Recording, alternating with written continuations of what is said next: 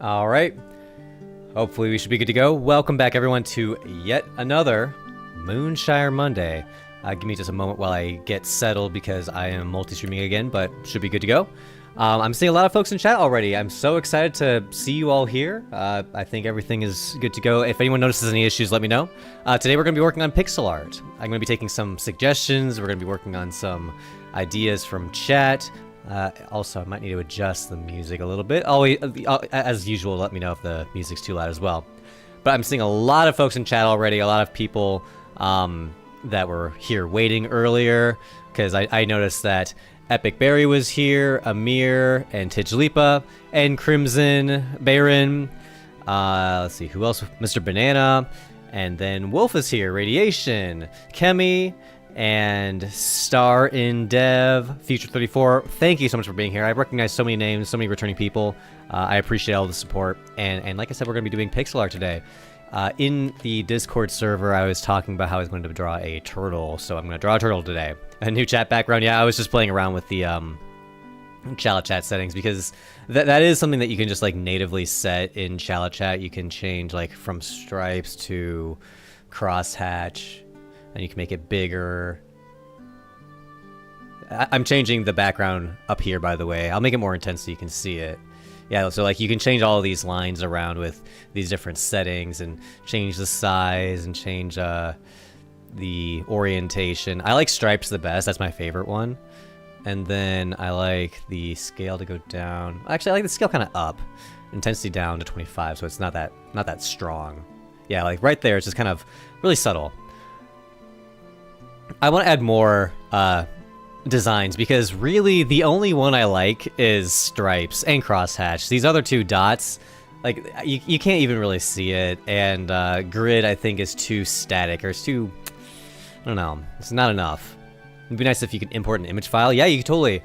So the thing is though, I don't even think that's fully necessary because what you would do is in OBS, I can't show it on screen, but you can just have the background be transparent, so background color set to transparent, or sorry, back opacity. So right now the back opacity is 0, so it's seeing through to OBS. So really you don't need to import an image to Chalet Chat. You can just put a layer image behind the Chalet Chat, which is what I'm doing right now actually. And then the stripes and stuff is like a semi-transparent artifact that's layered on top of it. So Chalet Chat is like half transparent. The lines are part of Chalet Chat, but then the blue coloration behind it is from OBS. It's kind of a big, flow of things. But anyway, let's start working on a tortoise. On Discord, I added this tortoise, and now I want to draw a turtle. Kyriakos, hi, welcome in. Just for folks to know, I am streaming on both YouTube and Twitch at the moment, so feel free to stop in either one. I'm gonna make a new, we'll start with like a canvas of 64 by 64. I'm gonna try and do a whole bunch of pixel art today. I don't want to get stuck on one image the whole time. I want to try and get better at knocking things out quick. A nice Breath of Wild music, yes, I'm a big fan of that soundtrack. Baron, yeah, welcome in on Twitch as well. So, to draw a turtle, this is obviously just a turtle's face. I want to draw like a full shell, and I don't even know what perspective I want to take it yet. I'm kind of just I'm gonna draw it in a shell shape and just see where it takes me.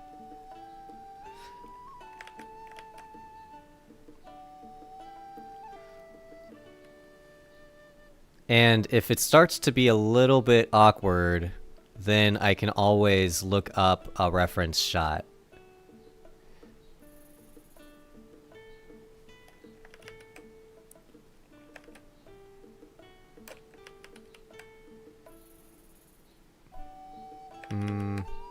It doesn't have to be perfect right now. Here, I'll raise all of this up by 1 maybe. And then where's his, we'll have his head popping out this way where it's like,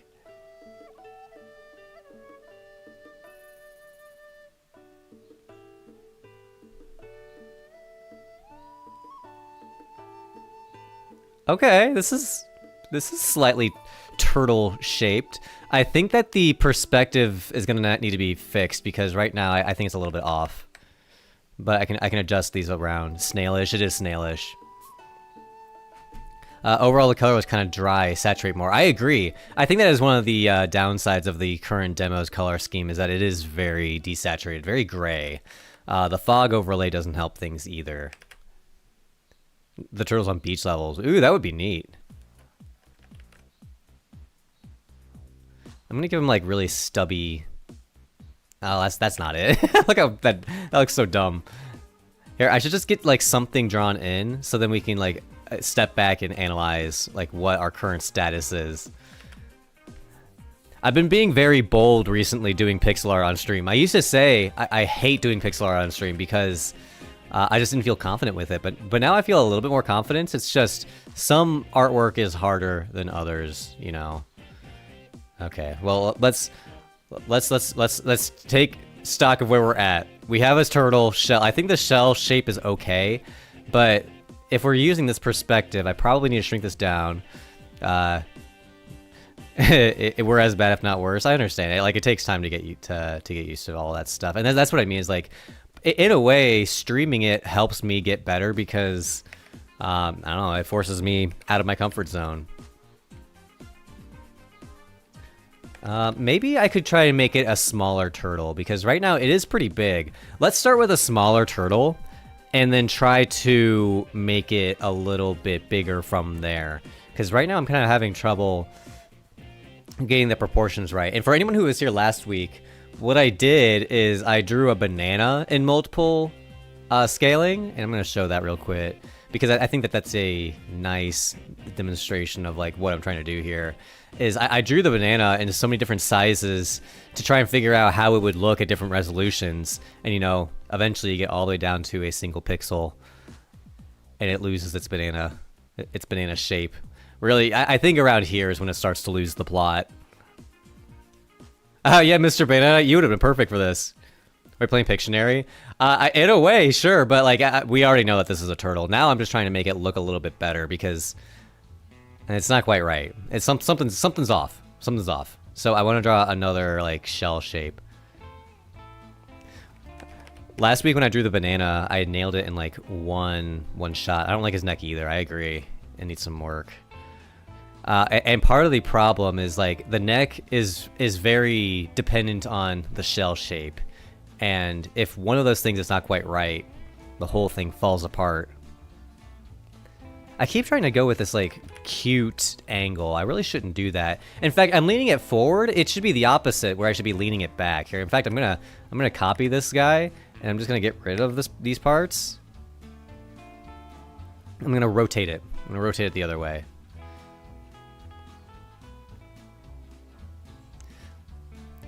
So I can just literally take this and, well, or I can just draw the neck on this side. We don't need to rotate anything.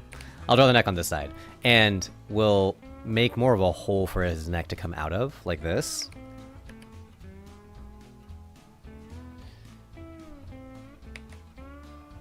Okay, now we're talking, This looks like a neck hole. From head, side, and top view. Yeah, that's probably how it would end up needing to be, if I were to put something like this in the game.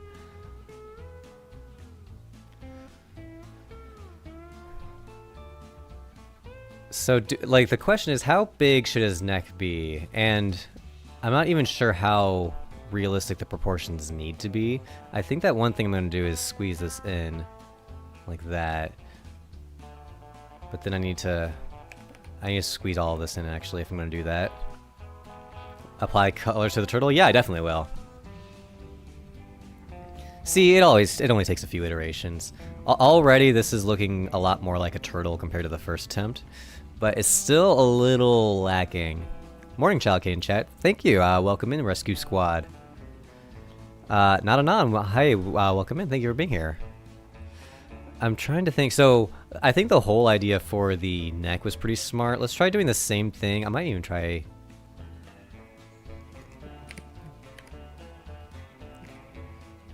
Is that too much if I do that?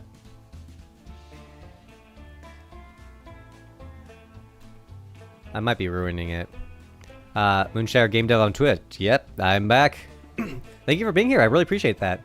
Try and mask it with the front legs. Here, I'm gonna give it I need to start taking frames, because if I make too many changes, I don't want to like regret making the changes and then I'll have to go back.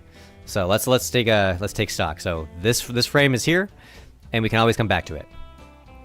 But I want to try moving this neck in like this,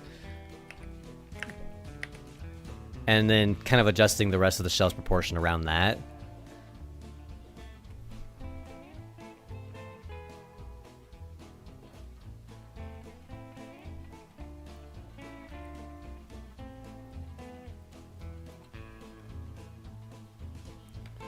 It's a little bit round. Someone said snail earlier. It definitely looks like a snail right now. Mask it with the front legs. So when you say mask it, do you mean like try to blend the neck into the legs? Because I'm kind of thinking the opposite, where the legs individually come out of the shell itself. But then if I do that, there's just not much room. Also, now it's kind of looking really awkward with the neck low like that. Let's move this up.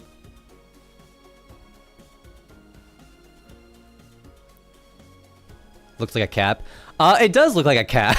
It totally looks like a cap. That's so funny. You just like, all you have to do is just like draw in like someone's head down here, and then you give him.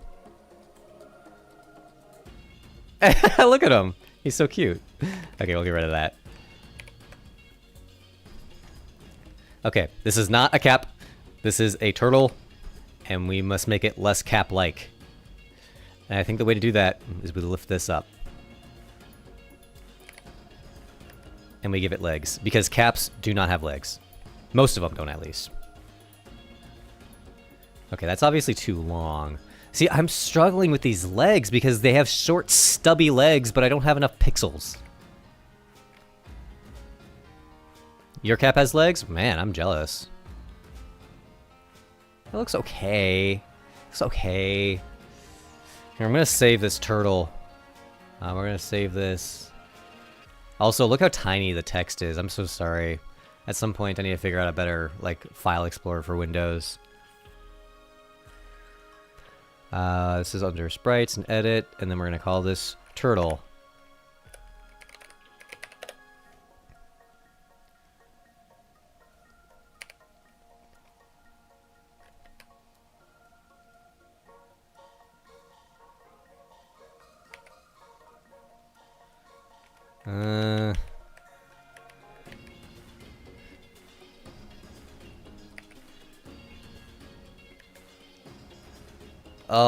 This is hard.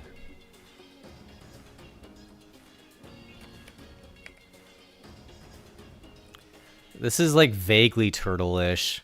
And like if I filled it in with green, it would look like a turtle.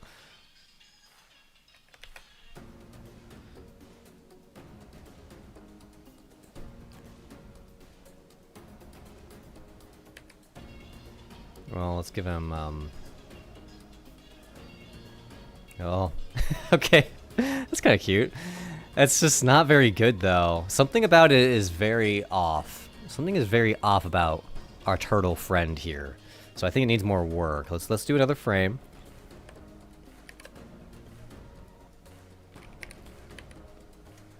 So what else can we do with this to make it its tail? We can give it a tail.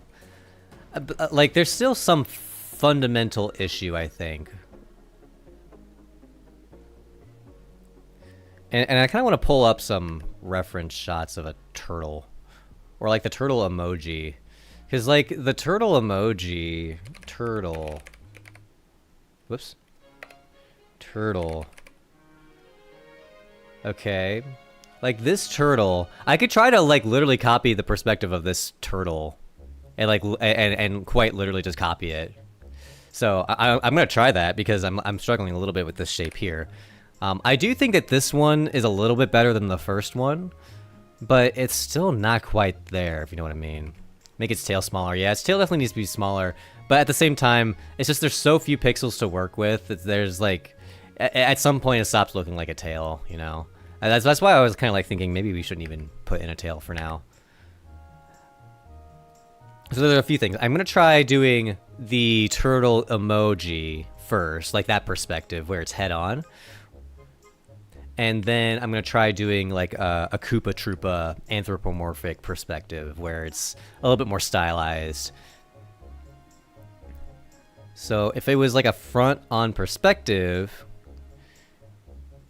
his legs, the joints are wrong. Yeah, I agree. Let's try doing the front-on perspective first. And this one has its shell like blend into.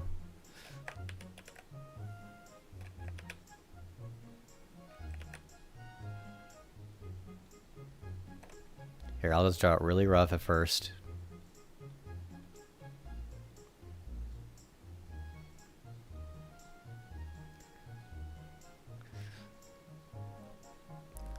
Buffalo Jake, hi, welcome in. Thank you for being here. I'm just drawing a turtle. You know me and my turtles. I'm just kidding. This is the first time I've ever drawn a turtle. That's kind of why it's going so poorly, is that I'm just not used to drawing turtles. It feels like cheating when I'm just like kind of copying the perspective of the emoji. I don't like that. Mr. Turtle, I'm a turtle now. I mean, you could be. Don't let your dreams be dreams, as they say. How is he standing? He's standing with his legs pretty far apart. So let's do it like over here.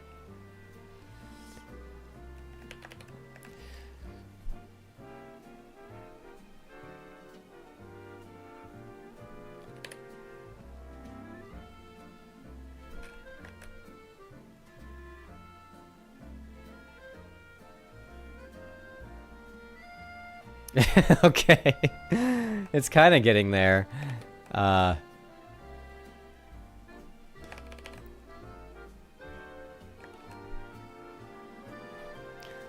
problem with the original is that the back legs are too fat. I think it's fine excluding that. Yeah, these back legs definitely are just not good. Let's try and do that. That definitely improves it. He reminds me of, it reminds me of Shuckle. It reminds me of the Pokemon Shuckle. With the really, really long, skinny neck, and its body is so round. The turtle is removing their shell. I got straight to the turtle tail. No worries. I'm happy to hear the involvement expressed. So thank you. Is this a turtle or tortoise? I think it's a turtle. I'm basing it off of the turtle emoji at the moment. But like the turtle emoji, it has really small stubby legs in the back. That's like the perspective of it. So should I do that here too? Because I feel like I'm already screwing up this perspective really bad. I think the shell is too big.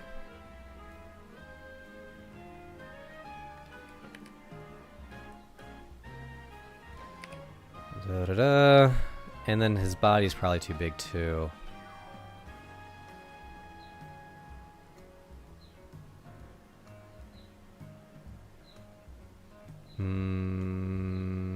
That's too far. I think I took it too far. Guys, I took things too far. I'm sorry for taking things so far. I think I'm gonna move it down by 1. I think it was already okay. I meant the one you colored in. Oh! Yeah, here's the problem with the back legs, though, is where do I go from here? I think you mentioned that they were too big, and they are, but I guess that's okay. Is that I worry that this is too small and this is too big. That's what my predicament right here is. Thin like front legs. Oh yeah, they do. I forgot about that. Yeah, I guess so. I guess that like this is more like a tortoise then. I don't know if emojis are biologically accurate. Pixel art level god. Well, thank you. I really feel like I have a lot to learn though, and I do get embarrassed when like I struggle with specific sprites like this because I feel like I'm on the struggle bus of it right now. I think it's coming together a little bit better. I think the colored one is closer. I agree. The colored one is not bad. It's just very simplistic. It's still missing something. Like the shell is not quite right. I know that this one's still coming together. I want to see if I can nail or get the perspective kind of right because the whole idea behind this one is that like the head kind of covers up the shell.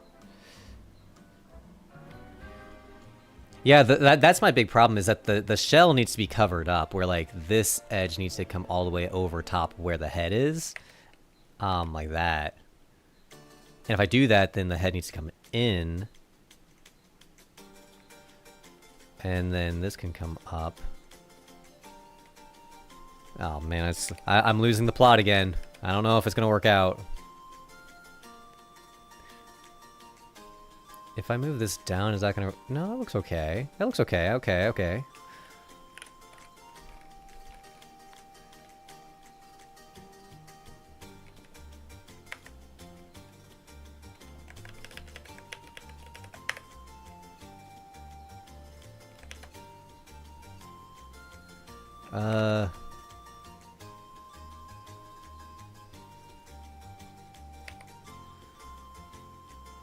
No. I got this wrong. It needs to actually cut off the shell like this. Like, come in front of it. Because, like, I think that the turtle emoji has its body kind of, like, underneath of the shell. Whereas this one, I have the appendages coming out of the shell. Like, kind of like Shuckle. Shuckle is just a rock, and then the appendages come out from its holes. But the turtle emoji has... like its whole body visible, like the green, like the light green, visible underneath of it. Where it doesn't, I don't think that that's how turtles work, by the way. I don't think that they have like an exposed fleshy underside. I think they have a shell. But I think the bottom side is a little bit brighter, so it's kind of a mix. Find a bug in Moonshire when you left the sword on the elevator. It goes to the Heaven Edge level, goes and come back, it disappears. That makes sense, is that when you leave a level, I think that it despawns any like temp objects like that. That makes sense. But that would be nice if I could cache that information, because yeah, if you leave a weapon somewhere and then leave and come back, I think if you do that with any area, like if you're in town and then you walk into the forest and walk back, any weapons you had on the ground are going to be gone. They do have shell that covers their body. Yeah, exactly. So the emoji is just not, it's just not biologically accurate. Someone needs to tell Google that.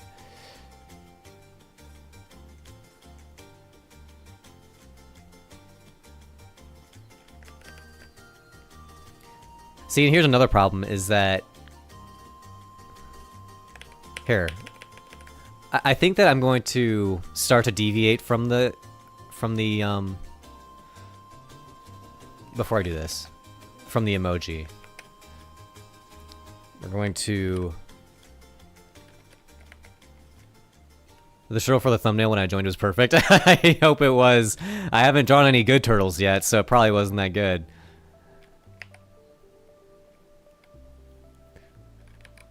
Oh, what a vibey song. I love this. Whoops. Did that register my jam? It didn't. There we go. I should make the jam thing a little bit easier to trigger, where if I like misclick a wrong character, it won't screw everything up. Emojis are correct. I mean, emojis are life these days. Oh man, with pixel art, it becomes so difficult because there's just so many appendages that a turtle has. And like this feels more like a Yoshi saddle. Like this is a Yoshi dinosaur, and then it has like a Yoshi saddle here. We're gonna turn this into Yoshi.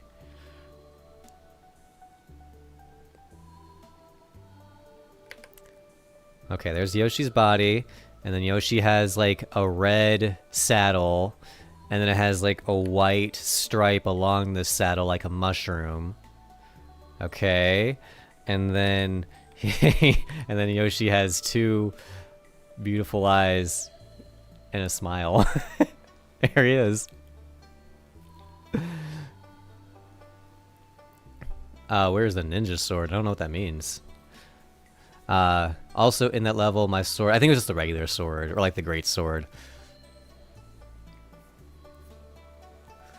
But anyway, yeah, let's not leave this Yoshi here. If you color it yellow, it looks more like a parabeetle from like the Mario games. I think I see what you mean. Because really the Mario Koopas kind of have that as well, where it's like a single shell on, it's like a backpack. You know, have you ever dressed up as the Teenage Mutant Ninja Turtles for Halloween, and then you go and you buy those like Ninja Turtle shell backpack, and it's just like, I'm gonna pull up an image of it. It's this, where it's literally like a backpack that sits on your back. And that's kind of like what the turtles in Mario are kind of like, or like Bowser. Well, I guess Bowser has a full shell. I'm thinking of like the Koopalings. They have just like a backpack, basically. Allfather, hi, welcome in. We're talking about turtles. I'm trying to draw a turtle, and it's pretty challenging. I'm gonna color this in, and then we'll probably just leave it at that. Can someone give me another suggestion for something to draw?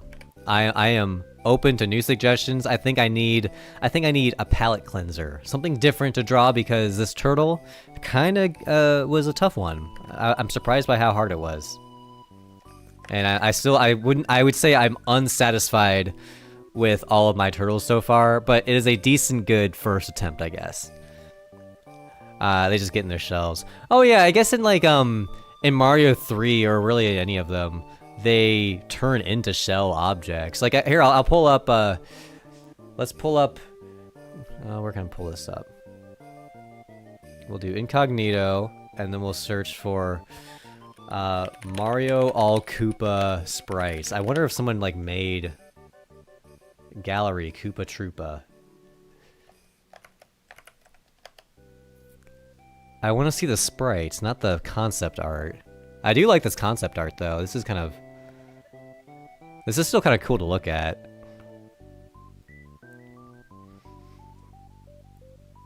Yeah, these guys really do just have, they are a shell with appendages coming out of them. Oh, the Paper Mario design is like my favorite. It's so cool.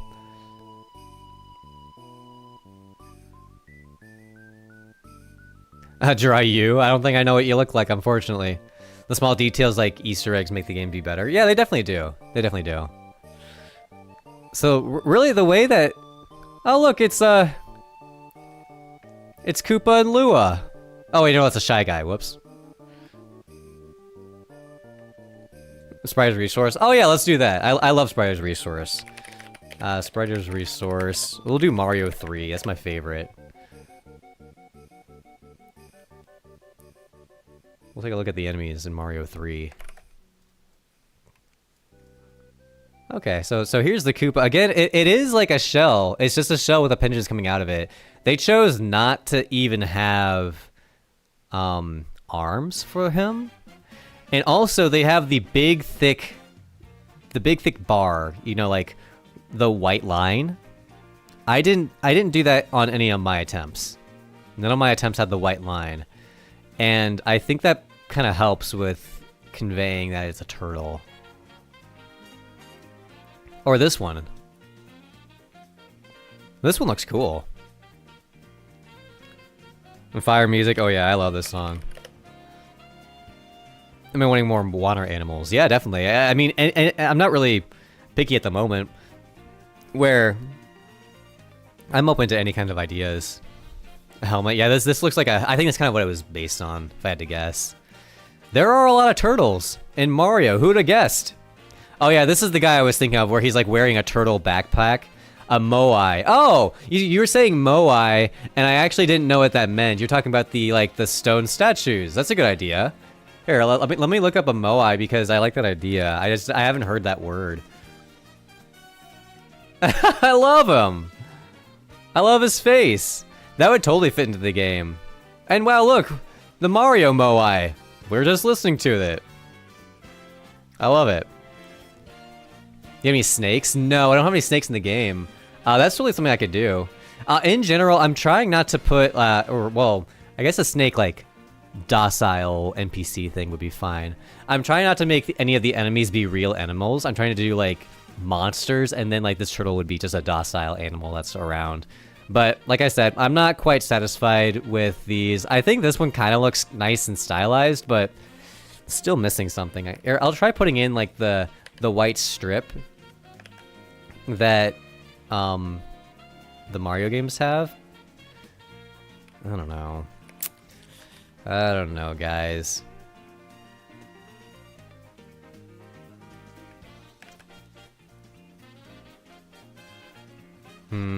No. Actually, I guess up here it wouldn't have the outline. It would just be... Okay, I'm gonna finish this and then I'm gonna draw the Moai and then I'm gonna be done.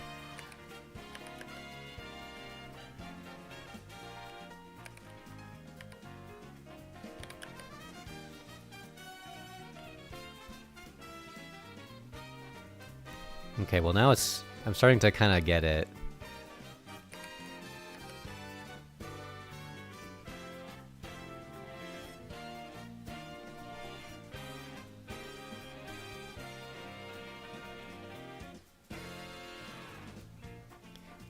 And chat goes prompt engineering. I mean, basically, you're just telling me ideas and then I do them, and then sometimes it works out.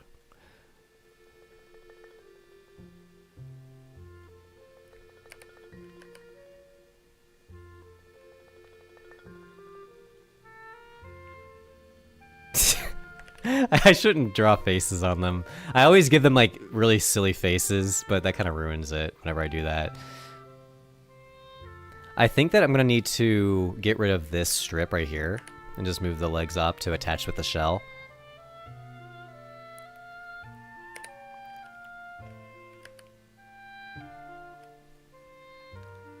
I think this looks better.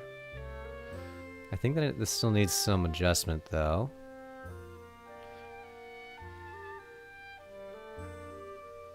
His legs are like way too weird. Cat with a shell? A little bit, yeah. It kind of is like that.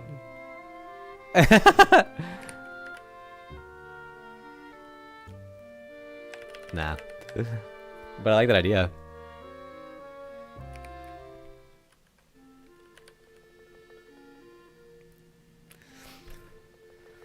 Oh, how should I do this? Do I need to move the neck up again? Is that going to cause problems? Do I extend it? The tail doesn't work? I know. I'll address that in a sec, because I agree it doesn't. The other thing I could do is add some shading behind where like the head is. This is tough.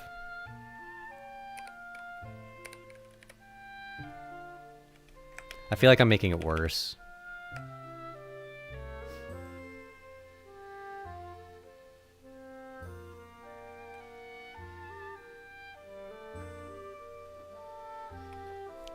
Invent a unique mixed animal? I mean, yeah. Looks pretty tough. I'm getting there. There's... It's like I keep seeing glimpses of something good, and then it goes away.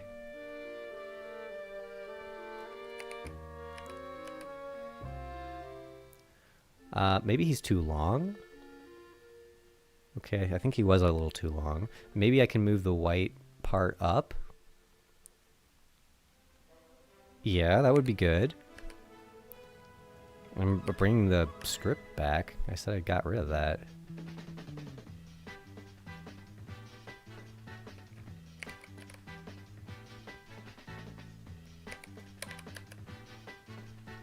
Okay. I mean, this is okay. I don't know, guys. I think I might need to call it quits. I'm not quite sold on this one. I think I made it worse. Here, I'm gonna save him, but then I'm gonna go right back. Oh wait. Here, what I need to do is copy it, and then I'll go back. I should have taken a frame before I started this. I think that there's a cute like shape to it, but it's still missing what makes it good. When I miss you, I'm just drawing turtles. Whoops. I'm gonna bring him back to where he was, because he looked okay. There's like one point in here where it looked good, and I screwed it up again. I think it's like right here. I think that this looks okay. So here, I'm gonna do another tab, and then I'll paste in this guy. Or, you know, actually better yet is I'll just get rid of... I'll just put him next to it. Like up here. Or here. So here's my turtle attempts. They kind of didn't work out. So we're gonna try something different. We're gonna try making the moai, which is what Baron suggested. It was getting there, but sometimes you need to take a break and take a step back. I think that when I see these, I see good ideas in this one and good ideas in this one. It's just it didn't quite come together quite yet. It still needs something else to make it work. But I can see the potential in it. Let's try the moai. So I'm gonna pull up a picture of that moai. Okay. I love these. That's very lovely. If I saw that, it'd be pretty cool. So let's, I don't even know what I'm gonna be doing with this. But I'm gonna do a similar perspective, I guess, where it's just like a face in profile, and it's like this tall. And how square is it? It's kind of round, actually. How do those islands get on the island? Beats me. If anyone's an expert, I would actually be interested in hearing, because I don't have any idea. So it's like really flat and angled, and then it gets kind of rounded towards the top, but not very much. And then are they wider at the base? No, it's just like an angled... It's like an angled rectangle. That's really tough. Because it's gonna like go down like this.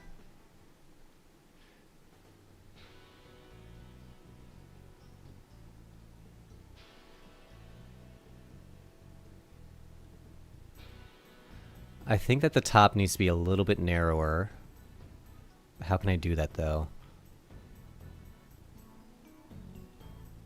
Okay, if I make the whole thing shorter, that might actually look okay.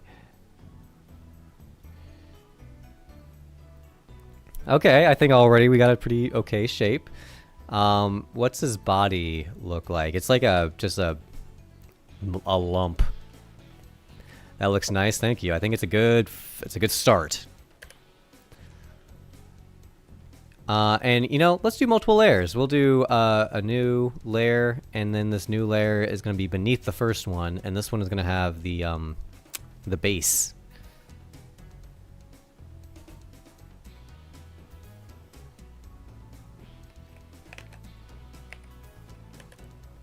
The Chad head shape, totally it is.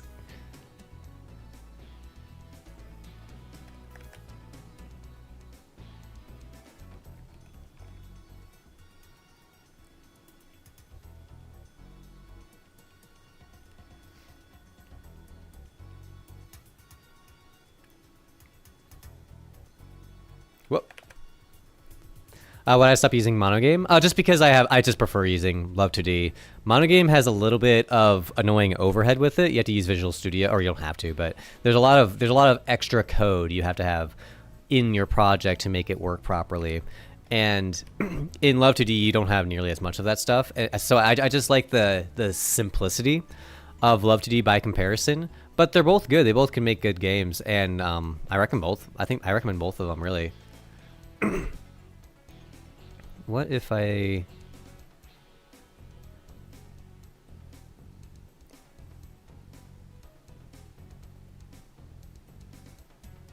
Oh my gosh. Oh, right. There's multiple layers. I don't think I want multiple layers on this one. I'm changing my mind. We're going to have one layer. Because this is going to annoy me. What is monogame? Monogame is a framework. It's another game framework. So I use Love 2D. And so, like, for example...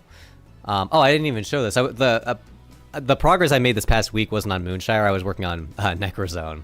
I rewrote a lot of the code again, and it's working on web and stuff. But one thing that I changed is how the flame looks, because it used to be pixel art flame, and now I have it using high-res circle rendering. So there's been a lot of updates with that. That's the main thing that I was working on this past week. But this is Moonshire Monday after all. I wanted to focus on that. What I was going to mention with monogame though is, if we see this project like Moonshire, a Love 2D project is just a main.lua. If you have a main.lua, that's all you need for the game to run. But with monogame, there's a lot more than just one file that you need. You need a whole series of libraries installed, and there's a bunch of dependencies. So personally, I found that a little bit annoying to work with. But the positive of monogame is that you can use C#, and a lot of people prefer C#. And the other thing is that there's like other exporting support. There's there's some other benefits that monogame has. I imagine that since all the assets are converted into bytecode, the performance is better in monogame, but that's because it just takes a little bit more to build it.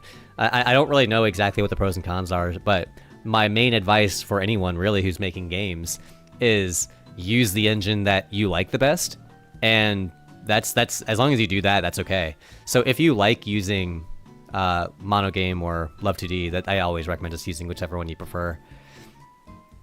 And .NET environment structure, yeah, I get the impression that C# and .NET are pretty popular in the game development space, and it makes sense because like C# is object oriented, and genuinely I think object orientedness is really useful for game development stuff. Okay, so we got our head shape.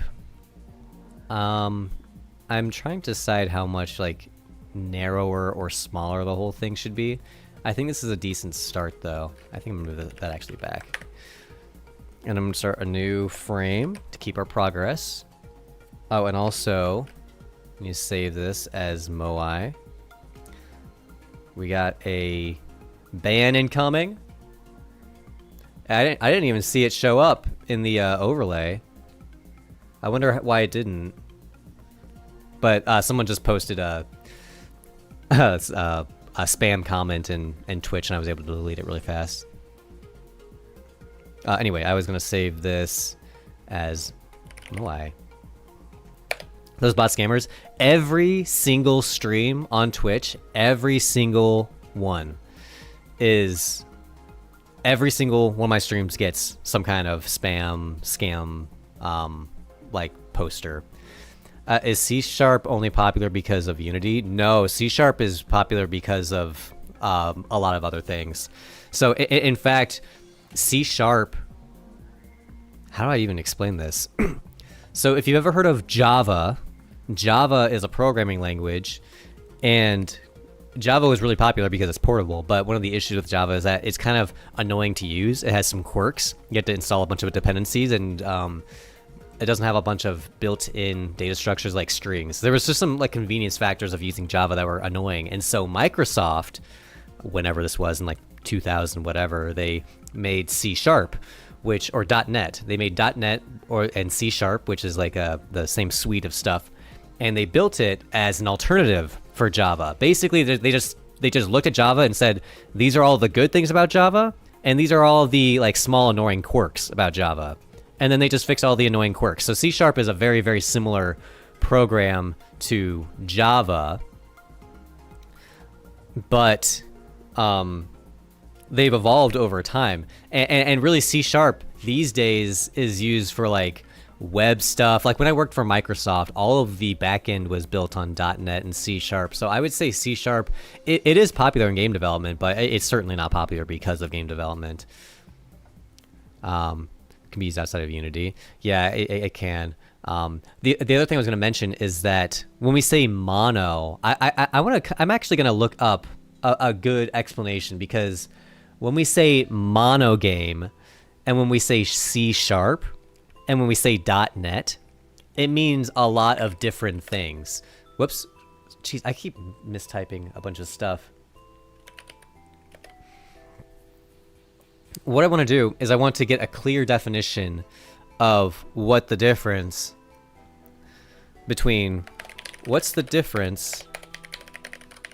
history between C#, .NET, and mono, because they all mean very similar things. What I think is that mono is like a fork of C# from before like things branched out into more game development things, or actually I think it might have been before the rebrand. A relationship between C#, .NET, and mono is one of the most fascinating histories in modern software development. Wow, I was kind of talking it up. C# is the language, .NET is the ecosystem, Mono is the open source clone. Okay, yeah, exactly. It's a fork of .NET, open source implementation created so .NET applications could run on non-Windows platforms. Oh, okay. That makes sense. It's developed by Microsoft, and so originally it was like Microsoft Windows focused, and so Mono was like an evolution of that. The genesis, Microsoft versus Java, late 90s. Java's language was exploding in popularity. Microsoft tried to create its own version of Java tailored for Windows, which led to a massive lawsuit from Sun. I didn't know about that. Blocked from they were directly modifying Java. Wow. In 2002. I didn't actually know that.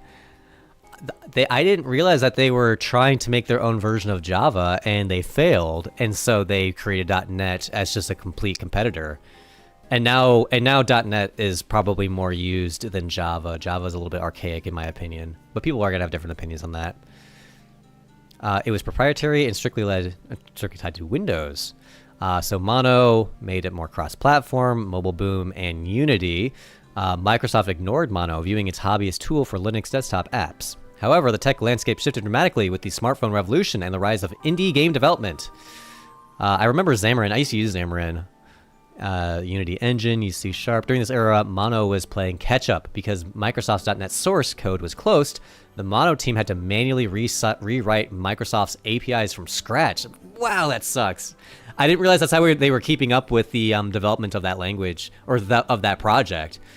So the C# that you see in Unity, and this is kind of what I was getting at, is that it's kind of its own version. When you say Mono C#, it's kind of its own thing. It's a remake.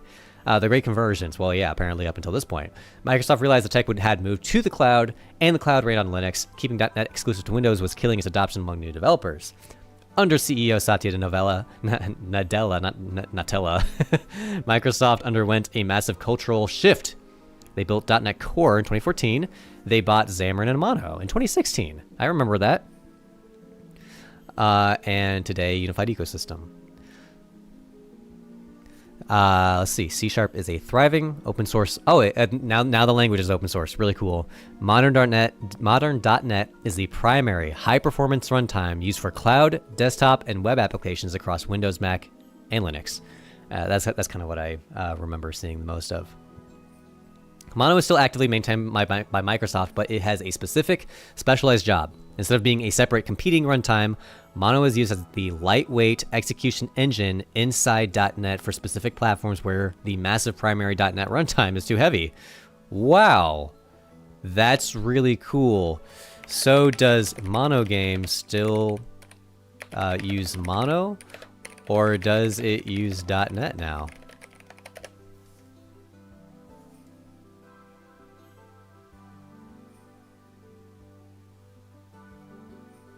Mono Game has almost entirely shifted away from the standalone Mono runtime and fully embraced the modern unified .NET.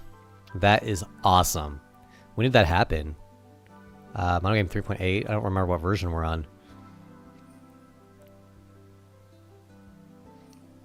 Yeah, that's awesome. I knew most of that, but I had forgotten a lot of the details. It's really cool to hear up on the history of like how these tools come to be.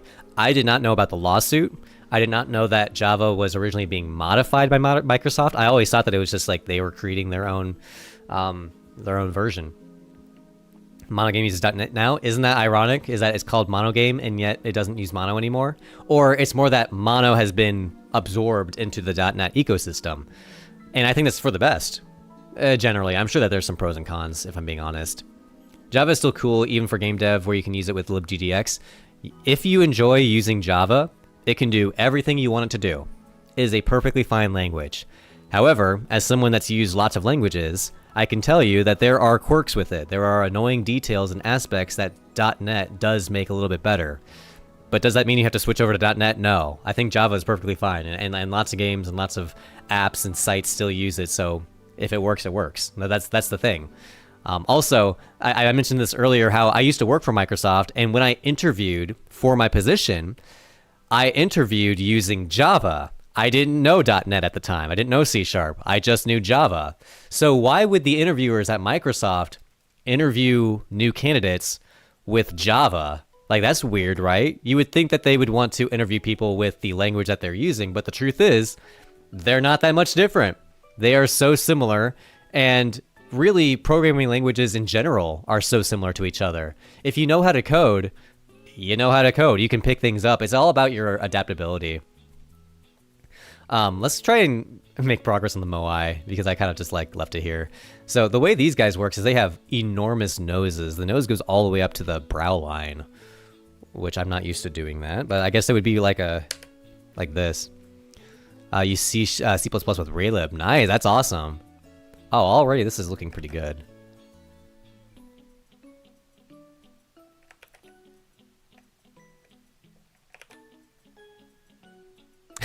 Okay.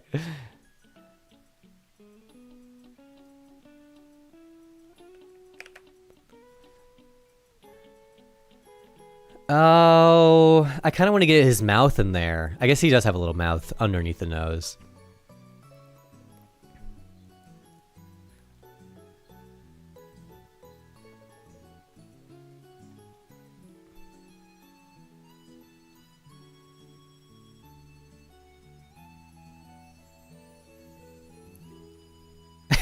It's looking kind of fun.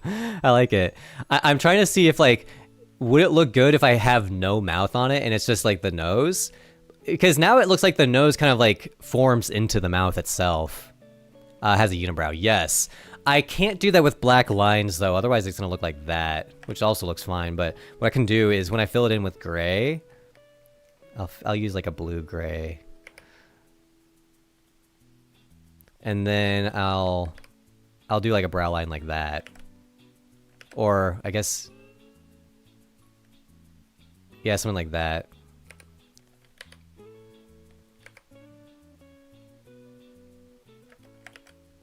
We need to make it look not so bad though. I think that I shouldn't have it this blue.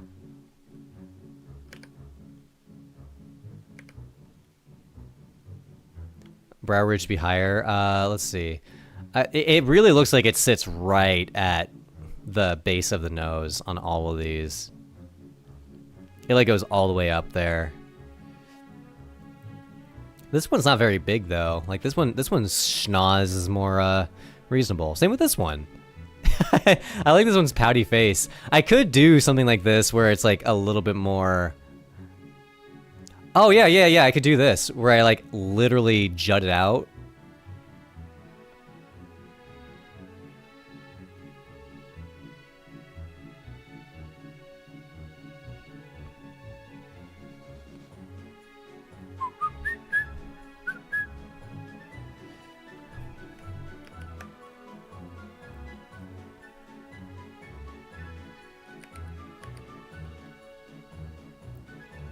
Okay.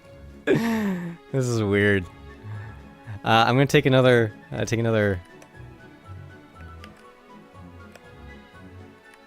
we go. Bought your monogame course, and now I'm worried because you switched to left D. Is monogame a mistake? No, there's no mistake. And this is the thing. Whichever you choose, whichever language you learn, it's not wasted time. If you learn how to make games in monogame, if you ever wanted to use Love2D, it would be easy because they're very, very similar. If you ever learn how to make games in Love2D and wanted to learn vice versa, I know both of them. It doesn't make any difference. Really, if you chose to buy the monogame course, then that means it interests you. And that's more important than anything else, is you need to be interested in it. Don't let someone tell you you have to use monogame or Unity or Love2D because of X, Y, and Z, or this person uses it, or whatever. There's pros and cons to all of them. If you want to use monogame, you should just use it. There's like I said, there's reasons people choose to use it, like the language. Some people hate Lua so much that they refuse to even touch Love2D. And honestly, I understand it. I understand that take. That makes sense to me. I get it. But don't get so worked up about that stuff. It's okay. It's okay to try out something and see if you like it. And if you don't like it, then try something else. But it's never going to be wasted time. It's never going to be wasted time. If you learn how to make games with monogame, it will be useful information if you stick with monogame or if you switch away from monogame. There's no problem with it, and it would be the same if you picked up Love 2D. If you picked up Love 2D, I would also say, well, there's a risk you won't like Lua, and so if that happens, like, the idea is don't get like stuck up on the analysis paralysis. It's really easy just to like get so stuck in your head where it's like I can't even decide what I want to do. But really, there shouldn't be any commitment to it. It's just learn what you want to learn what's interesting, and there are lots of games that are made with monogame, like really, really good ones. And that's the social proof that you need, is that if there are real games that are made with it, then there's really, that's all you need. Got advice? Thank you for saying that.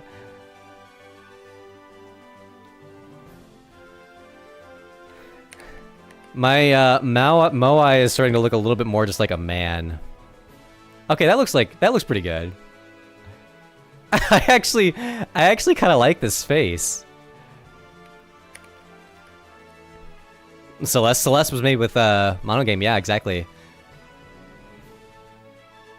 And Stardew.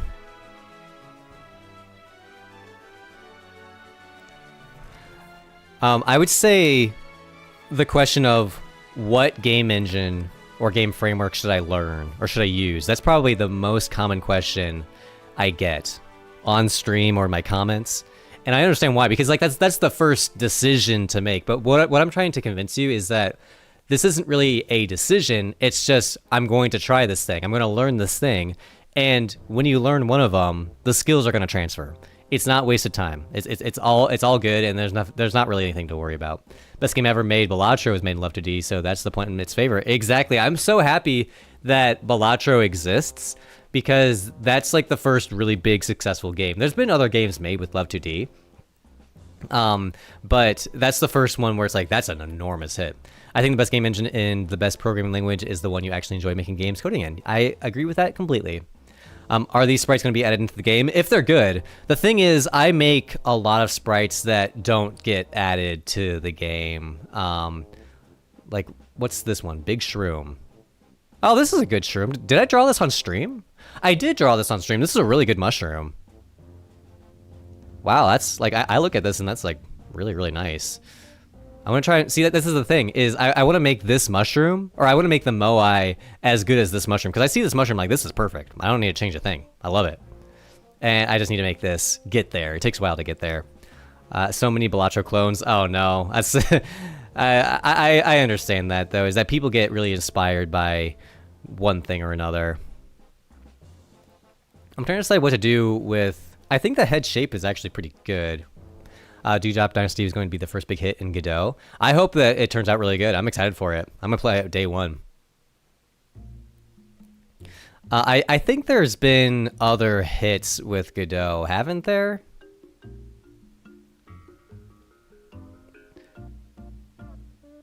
Does anyone know any Godot games that have come out that are like successful? I'm trying to think of what else should I add to this.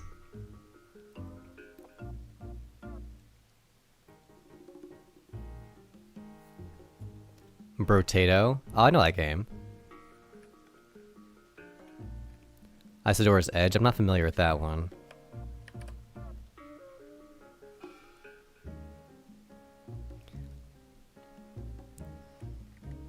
How Stardew Valley was made? Stardew Valley was made in monogame. Well, actually, it was made in mono, and then he switched to monogame. Here, let's look up the exact specific explanation, because I remember that being an interesting history as well. In fact, I'm going to go right back to that conversation. What was Stardew Valley made in? I think it was made in mono, and they converted it over into... Exact.net. XNA. Oh, XNA is what I was thinking of. So XNA/mono is what it used to be called. So XNA was like a Microsoft framework that mono was built off of. Language C#, XNA framework, original Windows version. But they definitely have, the platform ports are monogame. It was exclusively Windows because XNA only ran on Windows. When the game exploded in popularity, Baroni needed to get it onto Mac, Linux consoles, and mobile. He got another guy to help. They used monogame. Okay, there you go. And if I had to guess, I bet that some of their work was influential on the development of Monogame.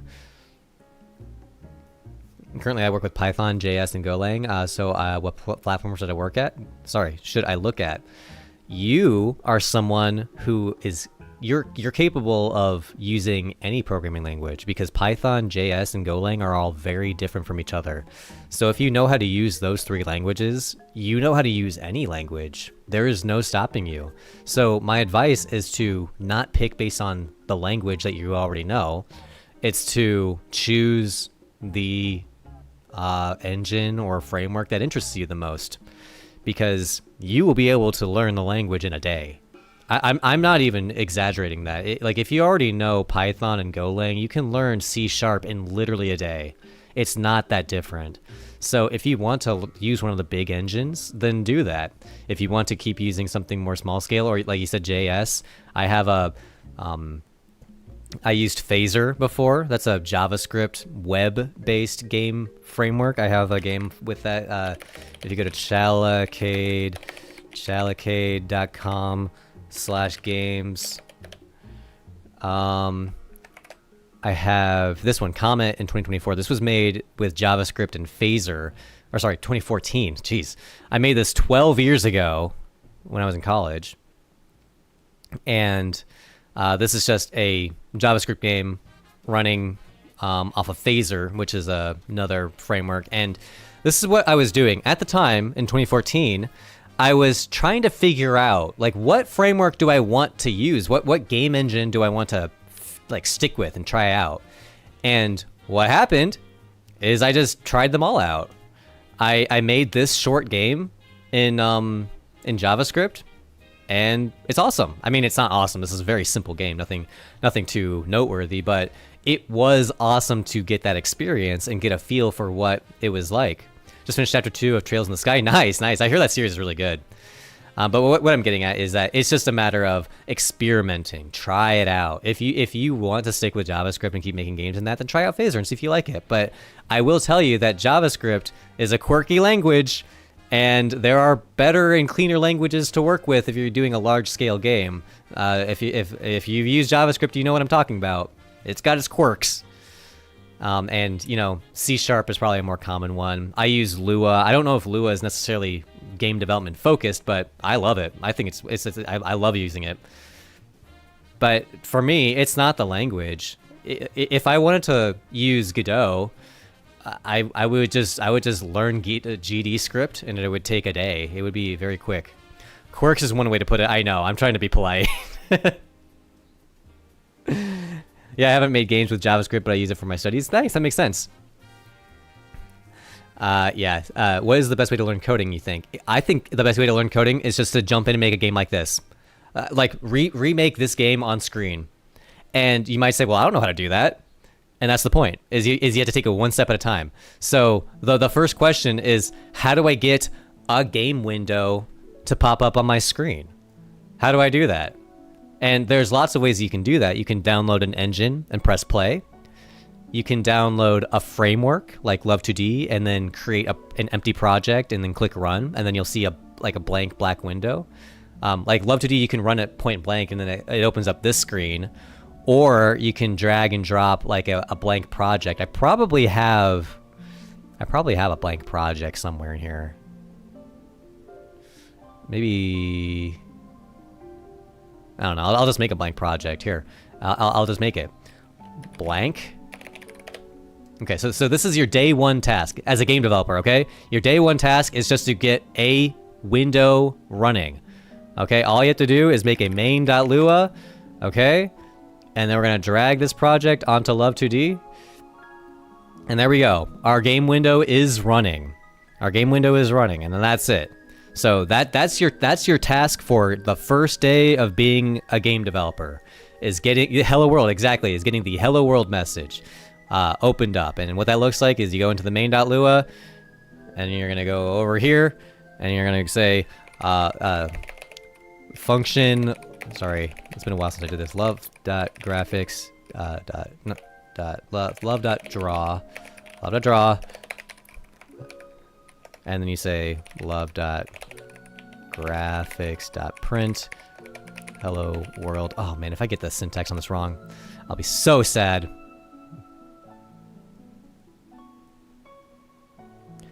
And then there it is. So it's very small, but that is literally what people say when they say hello world. Is the first step is to get a specific game window open. Oh yeah, you don't need to pass position. So in a lot of functions, you'll have what are called like the parameters. So the print function, every parameter is optional. In fact, I don't even think that you need any parameters. I could probably run it as is and it would just do nothing. Let me test and see if it crashes. Oh, it actually does crash. So you do need argument 1. You do need to pass a string, but you don't need any other arguments besides that. It just defaults to position 0, 0. Unreal Engine scares me. I understand that. Yeah, it's really big and heavy. But I think what would make it less scary is if you downloaded it and tried it, because it's probably not as scary as it seems. I started with Unreal Engine not looking for anything, and I think I did something wrong with the setup. That's the biggest downside, I think, of Unreal Engine, is that it's heavy. It's like a sledgehammer. And when we're making just like indie games, it is kind of overbearing to use a big engine like Unreal when all you're doing is making like a simple web game like this. Are they releasing Unreal Engine 6 or not? I mean, I heard that they just released a teaser for it. In fact, should we watch it? I haven't watched it yet. I can pull it up and see if I can find it, because I heard that they just announced a teaser for it. I haven't watched it yet, though. It was Unreal Engine 6 teaser. Rocket League. Whoa. Can I watch this on stream without, like, causing issues?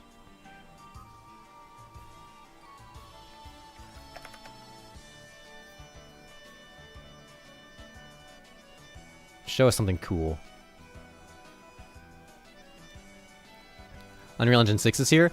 This is just like an announcement that this just happened like yesterday, 22 hours ago. So this was within the last day that they're showing this preview. I haven't checked this out yet, by the way. This is the first time I'm seeing it. New era, new engine. I don't really know what to make of this. Like it looks the same. Are they gonna show anything?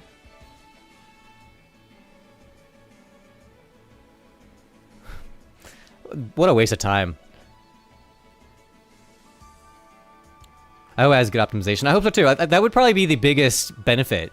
I'd say that's one of the sore spots. It looks the exact same. I can't tell any difference. Slightly better graphics. I know, it's like you can't even see any difference. If they want to sell me on it, they need to show like a before and after and say like this is what could be done before, and this is what can be done now.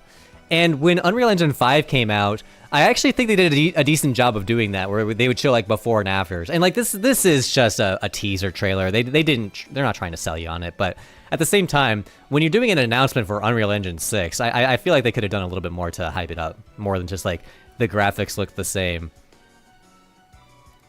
At least your potato PC can run it. I mean, I hope so. The trailer was overkill. I think they hyped it up too much. Just about character data and drawing. I mean, I do too. I do that a lot too. Okay, let's go back to our Moai. Should I make his forehead less big? Or is it actually good as it is? No, I like it big. In fact, I could probably make it taller.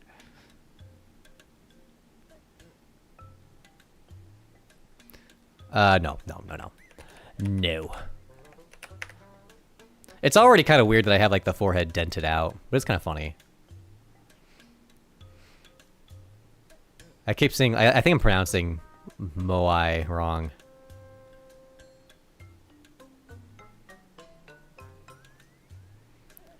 I'm just experimenting with this to see if there's any other head shape that would make it look better. I think that, no. I think that this is probably as good as it's gonna get. I'm looking for a cozy game to play during my work breaks. Any recommendations? I would appreciate it if it runs on Mac since I will be working on Mac in my office. Nice. If you haven't played Stardew Valley yet, it is phenomenal. And it definitely runs on Mac. But besides that, recently I've been playing Pocopia, which is a cozy game. That's not for Mac, though. That's just a Nintendo Switch 2 game. Cozy games I'm really particular with. I love Animal Crossing, I love Pocopia, and I love Stardew. What other, like, indie cozy games are there? Stardew Peak, totally it is. What was your first video? What was it? Because I can't find what to do for the first video of getting copyrights. Oh, what do you mean? Like, I'm not sure what you mean. Because you don't really get copyrights unless you play someone else's, or not play. You can play other people's games. You can play games on YouTube or streams. The only issue is when you are watching someone else's videos or you're playing someone else's music, there's like this content ID in place that will detect if you're like watching someone else's video, and it makes it so that they receive a portion of the advertisement. But like just now, I showed that IGN video. I don't think that's going to impact my monetization at all. But if it does, what would happen is a portion of this stream's ad revenue would go to IGN. It's like it's all interconnected very intricately. I think if I add some shading, it'll help a little bit. Should I give him like poutier lips? Yeah, I like the pouty lips. I think that's funny. And I'm gonna make it so that the shade's more on this side.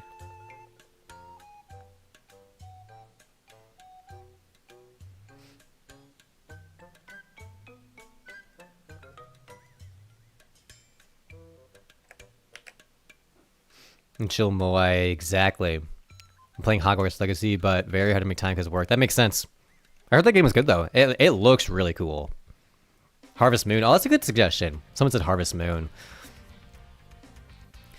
So Harvest Moon is something that you would play that with like an emulator because that's a Nintendo game.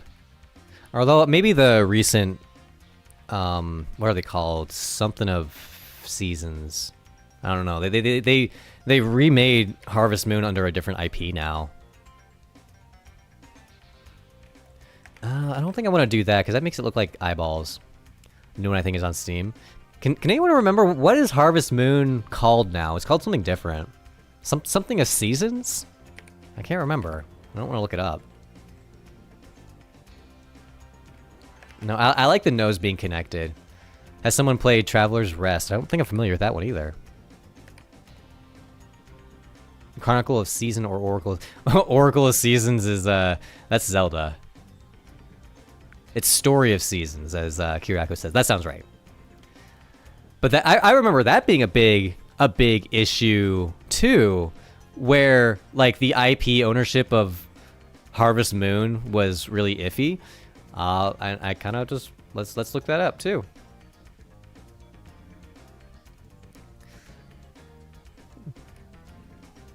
Tell me about the IP issues with Harvest Moon / Story of Seasons. Could you recreate my mascot Zip? It's my personal website. No, I'm not. I don't download and extract zips anymore. It's too risky to do that. The best way to distribute your games is to have it as a web game online, which I understand is hard. Or have it posted on like Steam or something, but that is a really tough challenge right now, is distributing games, because I think it's awesome that I have my games on like playable in browser. You can just play Outer Core in your browser, and you don't need to download anything. You can just like play it, which is really convenient. Because in my video about getting hacked, I was talking about how like this game in particular is an example of what not to do. When I first posted this game on itch, you had to download and like bypass the Windows Smart Screen in order to get it working. So it was just really awkward that way. Oh no, I'm gonna lose. Okay, good. I almost lost. I share my games by downloading them, but I don't share anything harmful, but it's understandable you might have. It's not that I don't trust you. It's that when I got hacked, I thought I was talking to my friend, and I thought that the zip file that I downloaded was from my friend. I trust my friend. I don't think my friend would try to screw me over, but my friend's account got hacked. I wasn't talking to my friend. It was someone else. They were tricking me. So that's why you really just can't make any assumptions at all. It's too dangerous. Discovered your work yesterday, and I love how much effort you put into this game. Thank you. Thank you for saying that. I do put a lot of work into just tweaking the controls, because I know that I'm not really playing much of the game right now. It's mainly been focused on pixel art this stream. But the truth is, I spend an immense amount of time just playing around this little space and trying to get the feel of the game just right. Because before I start fleshing out the levels again, because, you know, the game was released on Steam already, and now I'm kind of like taking a step back and redoing it, I just really got to get everything just right. And I'm having so much fun with doing that, but at the same time, you know, it takes a while. What's new today? Just working on pixel art today. Mechanics and fundamentals over everything. Yes, exactly. Chemical. I love that name, by the way. It reminds me of when Mario 64 was being developed. You know, Mario 64 is a game about jumping around a big, huge, colorful world. But when they were developing it, they put Mario in a big empty box, a big empty room. And they were just tweaking Mario's controls in this big empty world to get it just right. Oh, that's you. I know this character from YouTube Shorts. Yeah, thanks. Yeah, that is me. Do you have any tips for beginners at pixel art? I'm just struggling with line art and getting general structure going. I'm with you. It is tough. My advice for anyone who is struggling with pixel art and getting started with it is to do a little bit of pixel art every single day. Draw one sprite every day. And your sprites are not going to be good at first. There is no video, and there's no advice, there's no tutorial or anything that I can give you that will make you a better pixel artist. The only thing that will make you better at pixel art is if you draw every day, and if you do that, you'll pick up on these little details. Like, I could explain to you that, oh yeah, I'm putting all of the shading pixels towards the bottom of any like ridge. That's why there's shading underneath of the eyeballs, because it's like a unibrow eyebrow line. That's why there's shadows here. There's shadows on the right side. I could explain my logic of why I put highlights here and all that stuff, or the line shapes. Explaining it won't help. I can't give you any advice to make your art better. The only thing that will make it better is if you do it a lot. My specific advice for everyone is, no matter what your creative idea is, if you're a musician or an artist, a pixel artist, or a painter or a coder, my advice is to do one small thing every day. So like, this is my pixel art for the day, and then I'm gonna save it, I'm gonna put it in my folder, and that's my pixel art for the day. And then tomorrow I'm gonna do another one, and the next day I'm gonna do another one, and then in 1 year I'm gonna have a collection of 365 sprites, and the most recent sprites are gonna be way better than the original ones. The first few are gonna suck. They're gonna be so bad. They're gonna look terrible. And then your more recent ones, after you do it for, you know, a month, a few months, a year, you're gonna be great, like legitimately great. So that's my advice. Unfortunately, I know that's not very. It's not very fun advice. It'd be a lot more fun if I could say, like, go watch this video and it'll make you better, but I don't have that. I don't think that exists, unfortunately.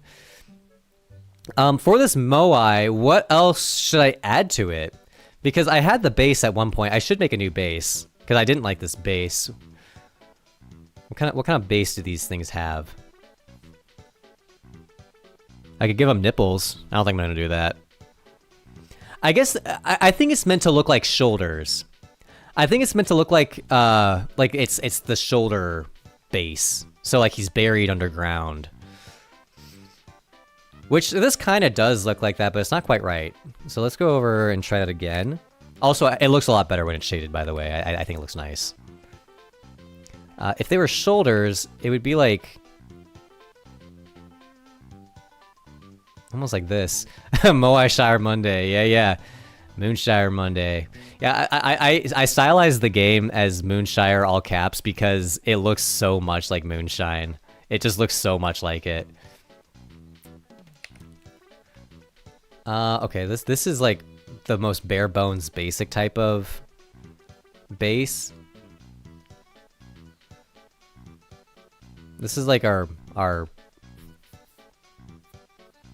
what do you call that? The unit test, not the unit test. What's the name of when in like a science experiment when you have a control group? Excuse me, it's a control group. This one's okay. Like I could stylize it where it's like actually buried.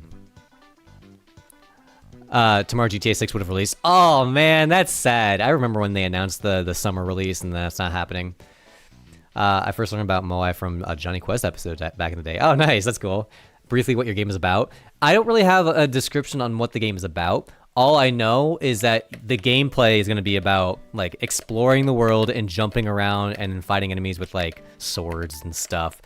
But I kind of want it to be more like gameplay focused, less narrative, less story. There's still going to be those things. I still want it to have some kind of compelling narrative pushing it forward, but kind of in the same way as like Elden Ring has a narrative. I love the narrative in Elden Ring because you experience, it's like you're unraveling the world and figuring things out as you're a part of it. Something about it's just so nice. Looks smooth, thank you. I think I've seen this on Instagram. Nice, yeah, I posted a few videos on Insta. I really should get back to posting shorts and posting TikToks and stuff because it's been like a year since I've been posting those. Like a 2D Legend of Zelda. I think that's probably the most descriptive explanation of it. Although there are 2D Zeldas, and that's the thing is like a 2D Zelda game like Link to the Past, I feel like that's not really representative of what I'm going for. Orange Lua looks so good. Thank you. I think it does too. Did I learn pixel art just by practicing every day? Yeah. That is the honest truth. And I know that I pull this up all the time, but just to really drive it home how long I've been doing pixel art is this is my channel from 2009. I've been doing pixel art for a long time. And some of these videos are specifically about doing pixel art.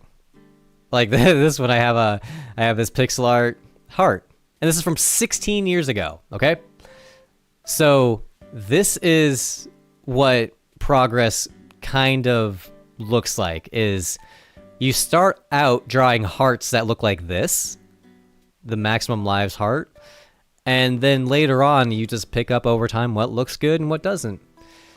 And if you do this for 16 years, you'll be pretty good. I'm still getting better though. And I wouldn't say that I did this every day. There were years and times where I didn't really draw or do pixel art. Not always. It's not always consistent. But you look like Paul Dano. I don't really know what he looks like, but I'll take that as a compliment. I hope. And color theory and knowledge of depicting objects in perspective can help a lot, but practice truly is the key to getting better. It is. And I do agree with you. It's like if you say perspective, and I'm totally with you. Even when I was drawing this Moai, I feel like I used the word perspective a ton. Like a bunch of times I said that word. And that's not really something that I was ever taught or that I ever learned properly. It's just sometimes you can get a feel for it. You just eyeball it. And perspective is something that you can learn. You can take art classes. You can go to school or have a teacher show you the ropes on any of this stuff, and it can glean some information and get you better at that. You know, practice makes perfect, but guided practice from someone who's really experienced can be even better. Even though like I say don't like use cheats or don't have AI do your work for you, it is still helpful to have your questions answered and for someone to tell you like this is the proper way to do it, and having an expert in your corner is useful. The problem with like AI is that it answers all of your questions for you and it does the hard work for you. It basically solves the challenge for you. And the same could be said for a bad teacher. A bad teacher would just solve the problems for you. They know everything, so they can just give you the answers. And if a teacher did that, they would be a bad teacher. And that's why AI kind of is a bad teacher unless you use it in a way that can educate yourself. I think most, I don't really know how to approach that subject though. I'm trying to make a game and mine are 96 by 164. Nice. I am actually really interested in seeing like high-res pixel art games and seeing what like high-fidelity pixel art can look like, because something like my main menu uses high-fidelity pixel art. I'm going to pull up the stuff that Tris Pixels made in sprites. Maybe it's here, title.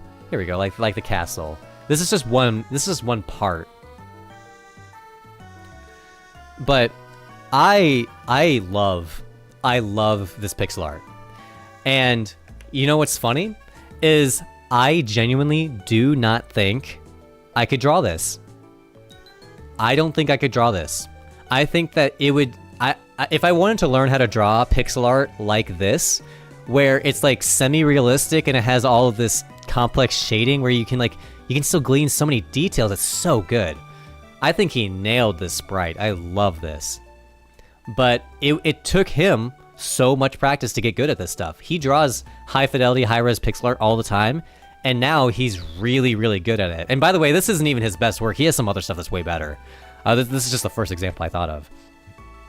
And if I wanted to get good at this style of pixel art, I could, but it would take me a while. I would have to start drawing like this every day. I would have to ditch this style of pixel art. Like, this is what the sprites in my game, like, this is like a gameplay object, like a prop in the game, or an enemy. This could be an NPC. But that's different than this style. This is for like cutscenes or the main menu or something big and grand. It's very, very different. Chained Echoes has great pixel art. I'm not familiar with that one.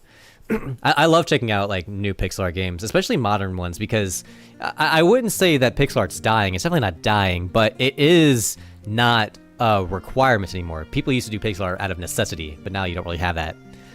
It's from Portugal. I don't know if you remember me. Hi, welcome in. I'm happy you could be here. And I do remember you, because there was a stream or two where it was just like a couple people in chat. I do remember you. Thank you for being here. Appreciate that. I can't imagine the work that comes with animation. Sorry. I'm sorry for stuttering. I'm talking too fast. I can't imagine the work that comes with animating something with that many pixels. I can't either. It'd be brutal. He animated... I wonder if I have the moon animation on hand, because he animated this really cool... I don't know if I have it here. It might be in Prefactor. Give me a second. Because I have a lot of his sprites that just weren't shown off yet. Whenever I commission someone to make a sprite, it takes like a year before I show it off, because it takes so long for me to implement all of the things required for it to be useful, if that makes sense. Where can I go to check this out? What was I even gonna look at? This always happens where I go over to pull something up and I forget about it. Probably in backgrounds, because these are the really high... Distant Castle. Oh yeah, he did this one. Yeah, that's awesome too. This one's really good too. It's just it's the same castle, just like a closer perspective and blown up.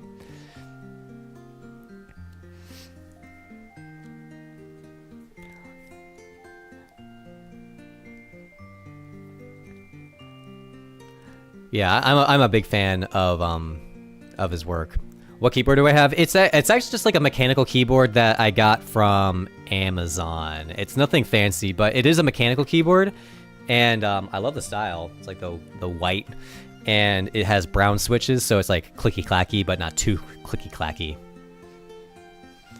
So this is going to be used for an opening cutscene, and to go along with this castle, I think I showed Wolf the cutscene, because I finished the cutscene and we tested it. I just never finished it. Oh, and look at this. There's a layer of clouds behind it.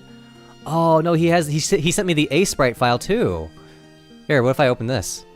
Yeah, look at that. You can see the whole scene. You can see the whole scene here. So the opening cutscene is going to be you looking through a telescope, and you see the castle, and you see some kind of like calamity or something. And it's just a very, very quick, like, this is where you're at, this is what's going on, and that's it. Light from the windows looks so sweet. Yeah, it does. I almost think that it could be brighter, where it is bright, but like, what if it was like neon? Whoa. Whoops. What the heck? Oh, that's the... Yeah, look how many layers. Look how many layers he added. This is such a good document. There's so many of these, but you can like disable and enable these as you want. So the background is like the blue color. The moon, we'll get rid of the moon. And then the clouds. Oh, he has all the different spires. This is such a good piece. I'm really, really impressed by this artwork. I never understood how 3D sprites work. Yeah, I mean, in this case, what you would end up doing is like parallaxing the different layers, where the moon moves at a different rate in comparison to the camera compared to the spires, so it looks like the spires are closer. It would take so long if I wanted to make things like this. Yeah, and it does. Even Tris Pixels, it does take him a while to make these, and I pay him for his time. But he is super skilled, where he's able to do it faster than me or anyone who's inexperienced. But I love that he has all of the layers like separated like this.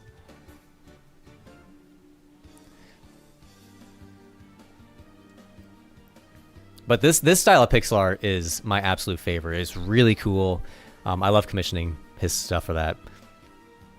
By the way, if anyone's... Excuse me. Never mind. I was gonna...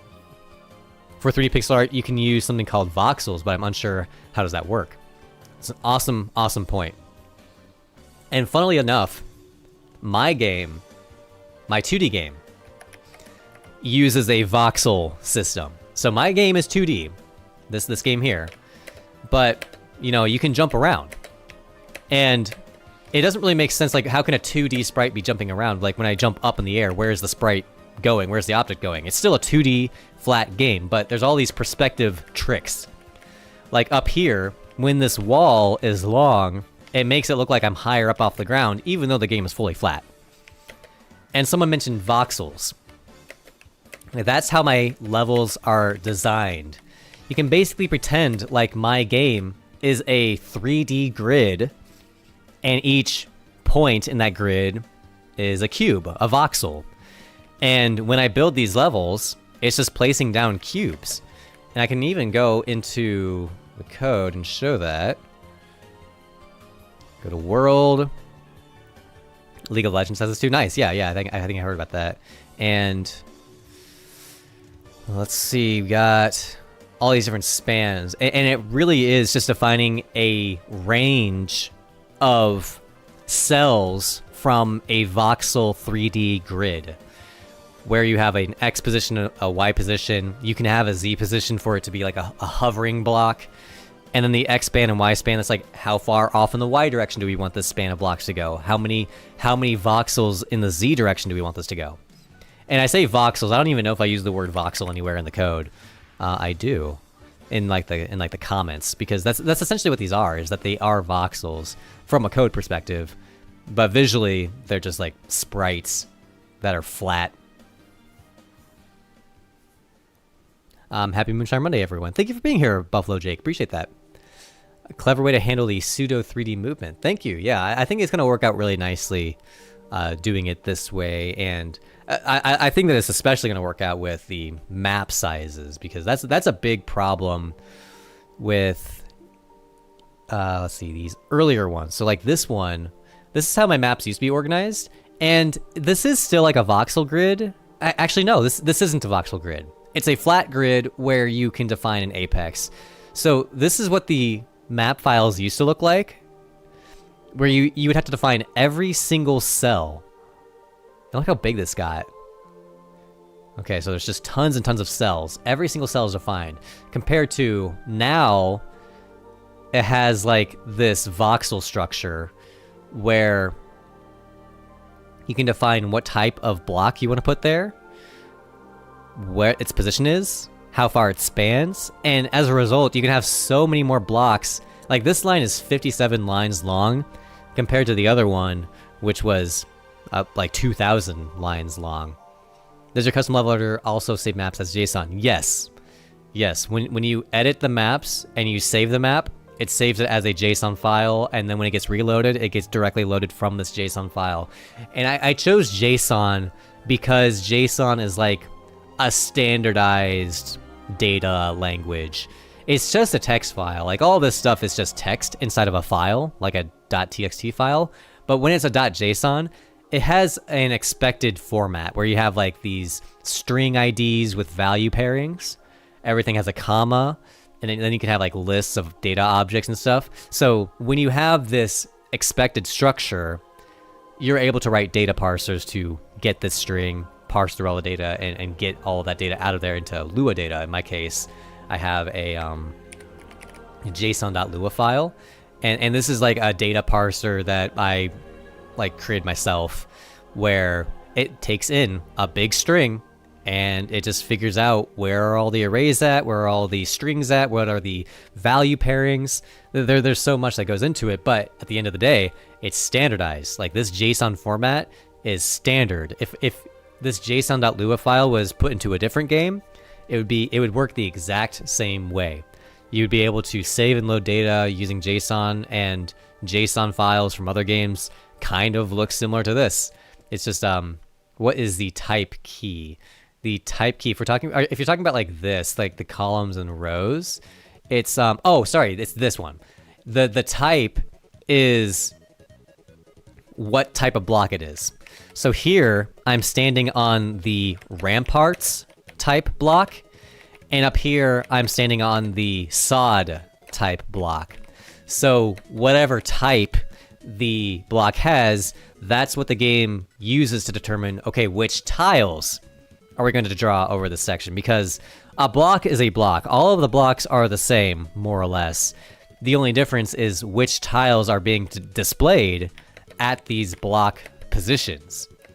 And that's where type comes in, is that type really is just an identifier to tell us what tiles to use. In the future, it might determine like what sound effect will be used if that block gets broken, or maybe it can help determine what sound effect your footsteps make when you walk on the block, if there is some kind of footprints left behind, if there's some kind of like visual effect or particle that gets generated at this position. But in general, it's mainly meant for what tiles are we going to be using. And I think I even have block.lua where I define the different blocks. No, this is the wrong block. This is the UI block. Isn't that fun when you have block.lua, but also block means something else? I guess really I should rename block.lua. This is too confusing. This is meant to be a block of elements, like an HTML block of code. What do you think about over-engineering in video games? I would say I am the poster child for that. I would say that's a common issue, and I do that a lot, where I just get wrapped into the code side of things without making tangible progress. People can't play this. People can't play these code changes. If this code file is more efficient, that doesn't help a player. Players can't play that. So what's the point of me working on all this stuff when the game's not even out? And that's a legitimately valid point, is I'm over-engineering this code when the game would be better if I just get something out the door. There's a balance, though. You don't want to put a bunch of time into the game developing it in a way that's messy or just not good, because then you'll end up with a final product that's not good. And then if you have to refactor the code later, it's a lot more work compared to doing it now. What do you think about an enemy that disguises themselves as an object, and then when you get too close, he attacks? Ooh, that's cool, like a mimic. I think that something like that would be awesome. Something like a chest mimic. I agree with you, man, and I see what you mean. It'll be worth it in the long run. It is worth it in the long run. I am perfectly fine and satisfied with spending a lot of extra time making sure that the engine is perfect. I was talking earlier about Mario 64. I didn't finish the thought how in Mario 64, they just put Mario in a big empty room and just tweaked his controls to make it feel perfect. Because in Mario 64, you can just play that game as Mario. You don't even have to play any of the levels. You can just run around and jump, and it's fun. It is so much fun to just play that game, even if there's no goal. You're just running around a big empty room. It feels fun to just like do the flip jumps and the triple jumps and all the cool little tech you got. It's fun. And they just made it as fun as possible in that empty room, and then they made levels. Man, even if no levels is fun, can you imagine playing an actual level? That's where the game gets good. Development Heaven, Team Cherry said, that is so funny. That's so funny. Nice keyboard. Yeah, I do love the vibe. The keyboard and like my mouse, I have the white theme going. This is an ironing board though, so I am my table is an ironing board. Definitely not high quality setup here, but it definitely works. I love the ironing board setup because I can kind of like be extended away from the screen. I don't have to be right up at it, you know. We jammin'. I love the Silk Song soundtrack. I think there's a lot of good songs from it. My games are a little over-engineered too sometimes. That's the way it goes. The thing is, as long as you keep working on them and you never stop, and also, here's my final answer on that. Over-engineering is fine as long as you feel like you are improving your skills. Because if you're working on a game, I don't want to be like demoralizing, but it's very likely that the game won't be like a big hit. So it's important to make sure that you are still getting value out of it. When I pull up my list of games, where is it? Look at all these games down here. None of these were big hits. But I don't regret making Comet or Tropical Spirit or Destiny. I don't regret making any of these.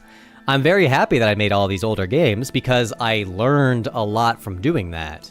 I gained a lot of experience. Saw Judas is pushed back to 2027. Oh, interesting. So anyway, long story short is, as long as you feel like you're improving, it's okay. It's not that big of a deal. If you're over-engineering things, that's fine because you're still going to be gaining something from it. This game, Destination 44, is definitely over-engineered. This is an example of a game that's like a mile wide and an inch deep. But I still like it. And, whoa. And I learned a lot from creating this. Even though no one played it, I just got it put up on... Sorry, my throat was stuffy. I just got this game put up on my website for the first time. No one's ever played this before. It doesn't bother me. It doesn't bother me. And it's so funny. I remember when I was making this game, I was so interested and excited about getting people to play it. I'm like, I remember thinking, oh, Destination 44 is going to be so good. I remember thinking, oh, I hope Game Grumps plays my game. I want Game Grumps to play Destination 44, but I'm sorry, it's just not there yet. It was too early in my game development life cycle to be like, this is the next big game. It looks like the first attempt. It looks like the first iteration of a game. And there's nothing wrong with that. Making this game is what made the rest of my games possible.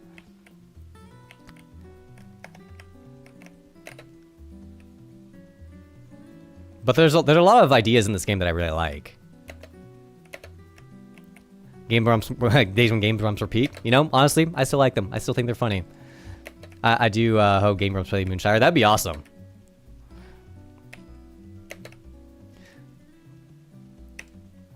But like, I think that's a big thing that people talk about on like Reddit and stuff is marketing and how to get people to play your game. And really, I think the best way to get people to play your game is to make a really good game. And the best way to make a really good game is to make games for a long time, is to make games your whole life. Because if you make games for 10 years, your games are going to be really good. And if your games are really good, then it's much more likely that people will like play your projects, you know? I am going the wrong way. I'm just going to exit out. I forgot how to play that game. This game is so annoying because it's just so big. It's so big. I'm going to show it real quick again. How I was like, I want this game to be this huge, sprawling Metroidvania game. And it has 44 floors of non-stop action. And it does. There are 44 floors in the game. It's a long game. It takes like 3 or 4 hours to beat the whole thing. But it's all so boring and empty. This was one of my learning experiences, is that even if you make a long game, that doesn't mean it's good. This game would be much better if it was called Destination 22 instead of Destination 44. It would be much better if it was Destination 11 than 44. 44 floors is way too much because I'm taking some ideas and stretching it so thin to just to make the game longer. And it is a long game, but so much of it is just so boring because you're just walking through these giant things. Exorcism 33, exactly. It like this idea of like naming the game after a number is kind of a coincidence that we're listening to Exorcism 33 right now.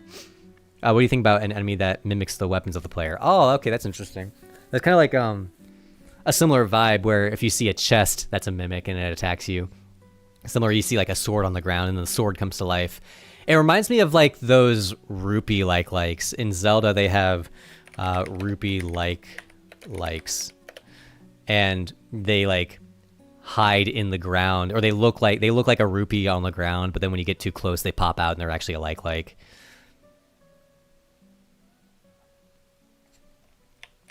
Is Love TD good for performance? In my opinion, yeah. I've had no problems with it. Whenever there's performance problems, it's something that I'm able to fix myself. It's because I made a mistake. Is Destination 44 a Metroidvania? Yes, by definition it is, yes. But it's not a good one, is the problem. And also, I didn't mention this, is that Cavern is like a recycled version of it that I put on GitHub. I'm really into GitHub and open source projects these days. I should put the, I have a banner I could put in this README. I'm going to do that right now, actually. Give me one moment.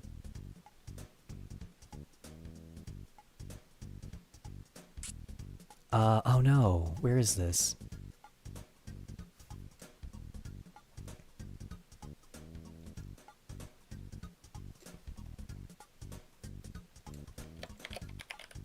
I love this song. Anyway, I have this little banner image. So I'm just gonna put this. I'm gonna put this in the GitHub repo, like in the README, because right now the README you can't even see what the game looks like. So I'm gonna do this, edit, and I'll put it here, like this.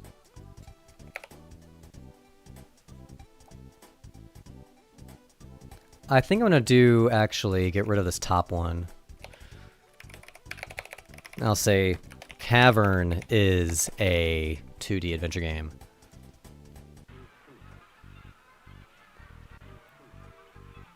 Is that better? Should I keep the title at the top?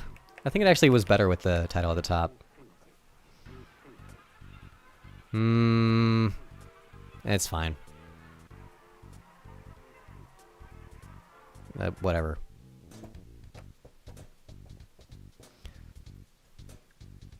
The enemy that mimics the weapon is not the weapon. He just gets the weapon. I see what you mean. Okay, so now that I put that on in there, now when people go to this GitHub page for Cavern, they'll actually see like this little preview of what the game looks like, because I didn't have that before. You'd have to actually open it up. But oh no, I didn't mean to do that. This game is based off of Destination 44, where it's like the same platform vibe, the same sort of wall structure. It's still a Metroidvania. And actually, I was saying earlier about how it'd be so much better if this was like Destination 11. That's what this is. Like Cavern is only 10 floors or something like that. It's very short. And it's what the game should have been like. So that's what that is. I went on this tangent just because the question was like over-engineering. You could argue that all of this is over-engineered because it never led to anything. But at the same time, I felt like I got a lot of experience out of this stuff. All of these games that I've made have led to Moonshire, have led to all the things that I'm working on. Is your old Moonshire builds on GitHub available? Because when I open it, it throws me a 404. No, I actually took those out. I took those out because those builds are not open source. So on the Legend of Lua, the GitHub page, so you can go to Legend of Lua, the Childcade one, and let's see, you can play the latest build, and then all of the like itch.io builds. Because here's the other thing is, there was a period, and I should get out like a timeline for the game, is the game was open source for a long time, and then at some point in like 2022, I think, maybe earlier than that, I cut it off where it was no longer open source, and then I started developing it closed source, but I still kept releasing builds on itch, and then I would also put them in here too, but like that just didn't make sense. So that's why I say like I need a timeline to define like this is Legend of Lua, this is open source, and you can like play it in your browser, and it work. Oh,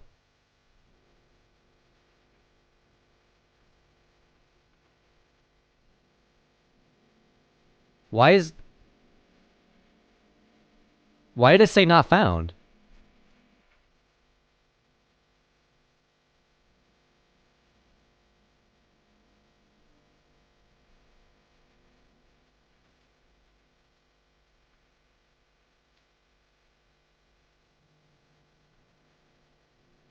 I don't. Why? How is that possible? It's just not found. Uh, why? Like you can see the URL is the same.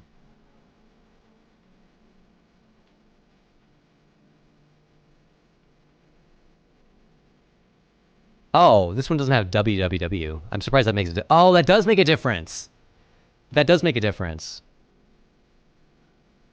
Because of how I host these sites, you do need www. Otherwise, it doesn't work.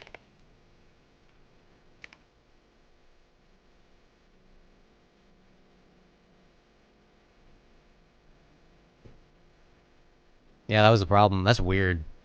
I can kind of explain why that fixes it. Oh, how can I do that though?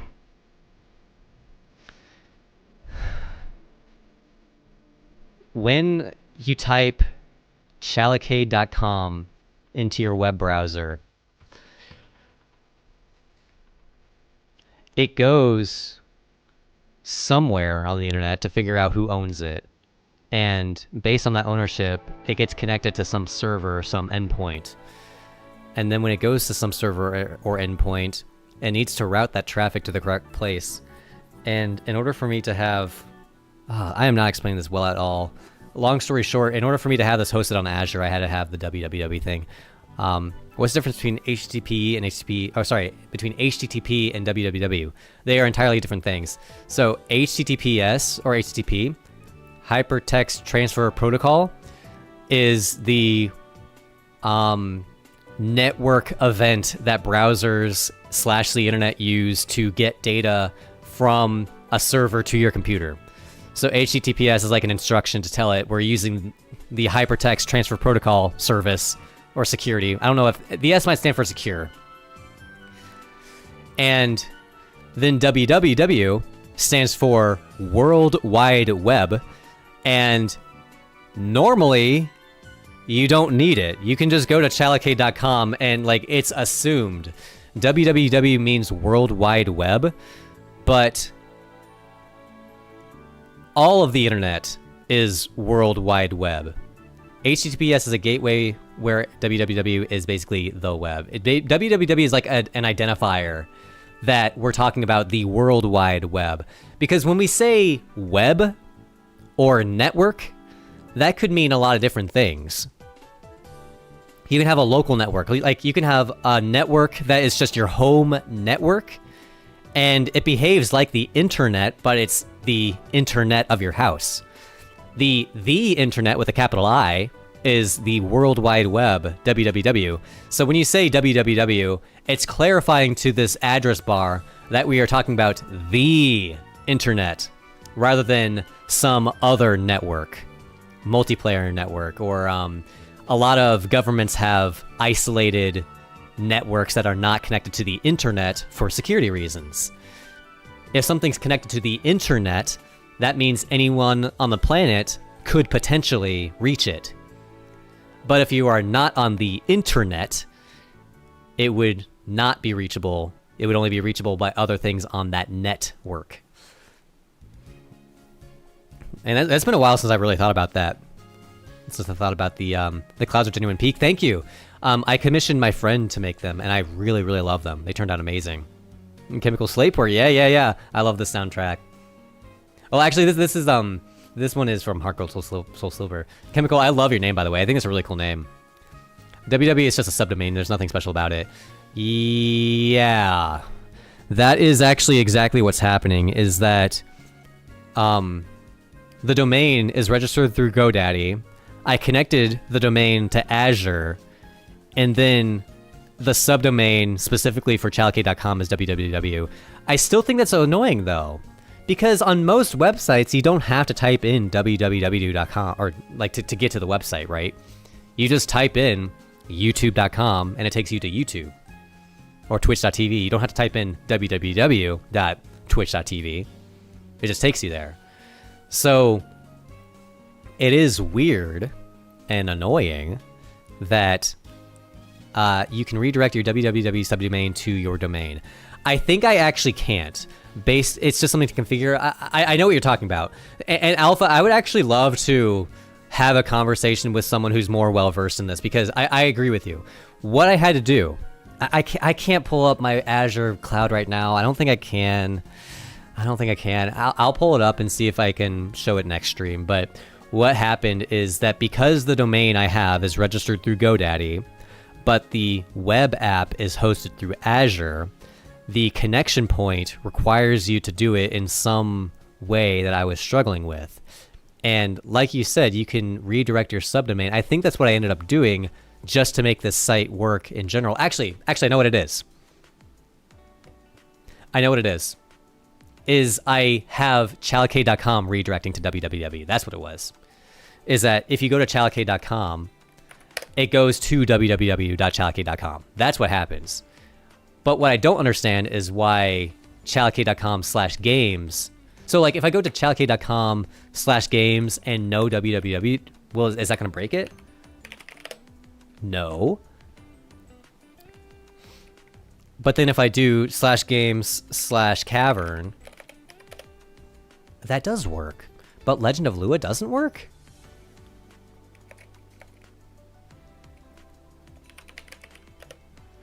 Oh my gosh, come on.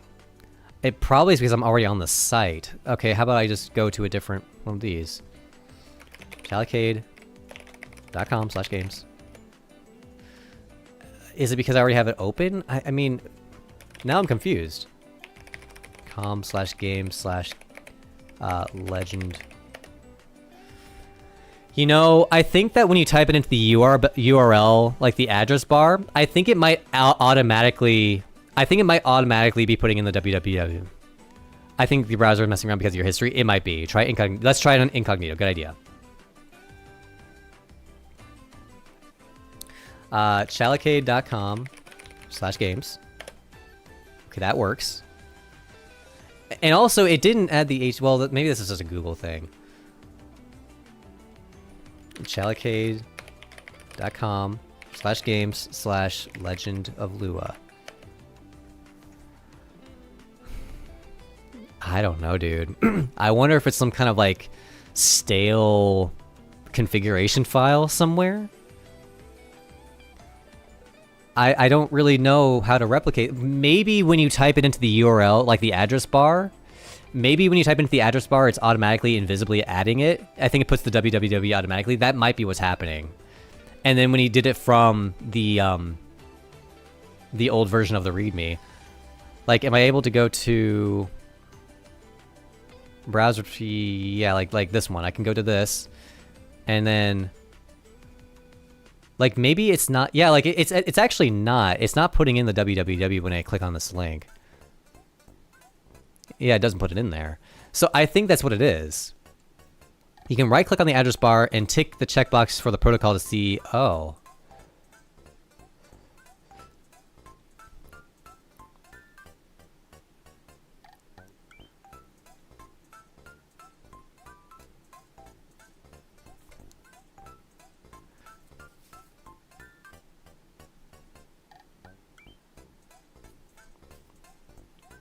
On Chrome, you had to precise that.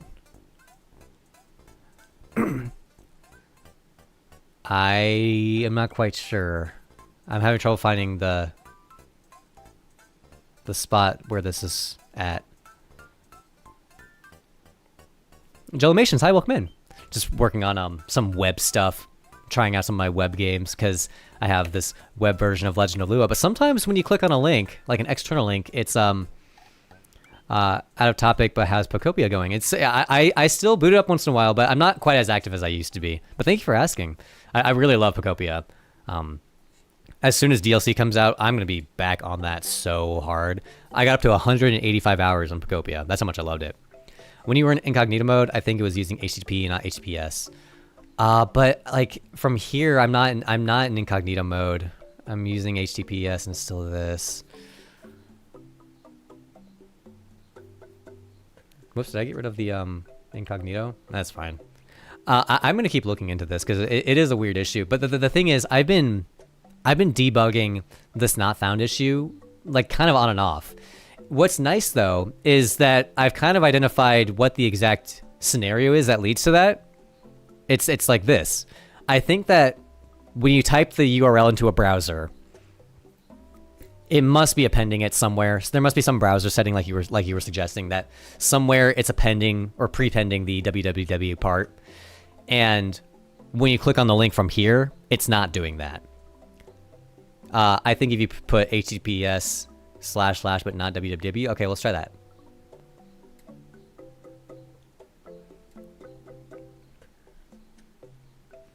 HTTP, oh, when you put HTTPS, dude, why do you guys have to look at all my history? Chalacade.com/games/legend of Lua. Oh! Okay, that was it. Yeah. Why, though? Yeah, that was it. But why? I got something to hide? I actually don't, but like at the same time, who knows what's gonna show up on these little suggestions here. That's the problem. I don't know why it's the problem though. I don't think I understand this well enough. Does going to games work? No, that doesn't work either. Okay. I was actually trying to figure this out for a while, so that this is good to know exactly what's causing it. If you put HTTPS without www, then it will not put it in automatically. Okay, I think that you're probably right about that. And then if I do www.chalacade.com/games, it's fine. And then I do that again, chalacade.com/games. Ironically, it doesn't show the HTTPS, but I think it put it in there. Yeah, it did. It actually put the whole thing in there. And then we put HTTP or HTTPS/chalacade.com/games. It doesn't put it in there. Yeah, you can see it doesn't put the www in there. What's the rhyme or reason behind that? It works, but why? Oh, dude, that is a common thing, bro, for programmers to like magically fix the problem, but not understand it. That is a common thing. Try to put HTTPS and www on the external link. That's what fixes it. That's what fixes it. Because if I go to this site and I just go back to the main version, that's how I fixed it. Is I have HTTPS and www. That's what fixes it. So it works now when you do that. But what I would like to understand is why is www, like why is that happening? I would expect chalacade.com to work fine because chalacade.com does work fine. That's what's odd to me is that if I go to chalacade.com, oh, actually, what if I go to https/chalacade.com? Like that works. Oh no, I added it.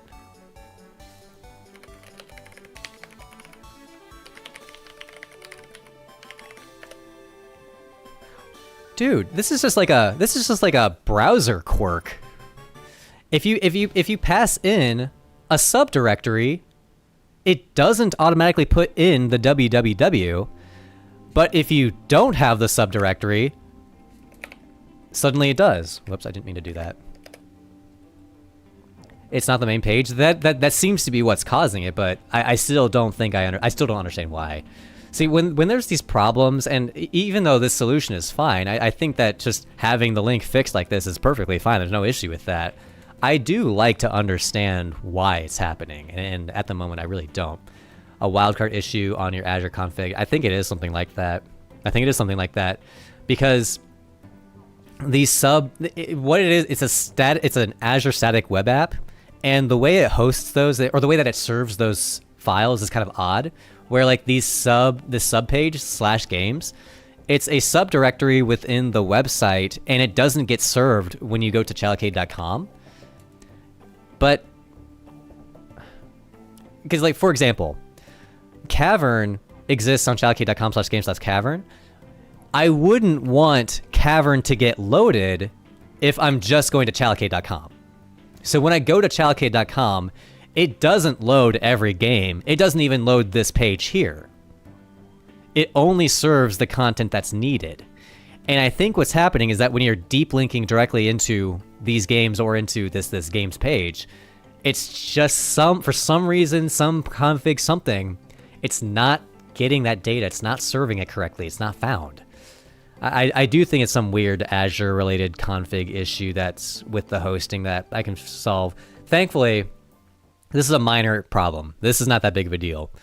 So I'll be able to. It's always DNS. It probably could be something like that. I mean, the domain connection feels fine. Like the childcade.com domain registry feels like it's connected properly. I think it's just with these subdirectories that are making issues with it. But I think that on that note, it's been over 2 hours. I am ready to call it quits. 15-20 minutes session with an AI. I'm going to ask it for advice or for like to look over the web project to get feedback and see if it notices any config issues to try out, because a lot of this stuff is just trial and error and figuring out what works and what doesn't and seeing if there's some trick to it. Maybe someone online has a solution. But yeah, I'm calling quits. I'm ready to pack it up and go get my McDonald's Moonshire Monday. But thank you all so much for being here. It really was awesome having you chatting with me, like with Marignac and Kemi, Baron, Butterfly, Rescue Squad, Ashkachan, and Crimson Wolf, 4K Dev, Constant Gaming, Penguin. Thank you so much for being here, and all the people on Twitch as well, Kyriakos and XFC2T, and everyone else who stopped in on Twitch. I really, really appreciate all the support. Gonna hit the gym. Thank you. That's so cool to hear. Good luck at the gym. Hope everything goes well. Baron, thank you for being here. Chemical, I will be back next week for another Moonshire Monday. Bye, everyone.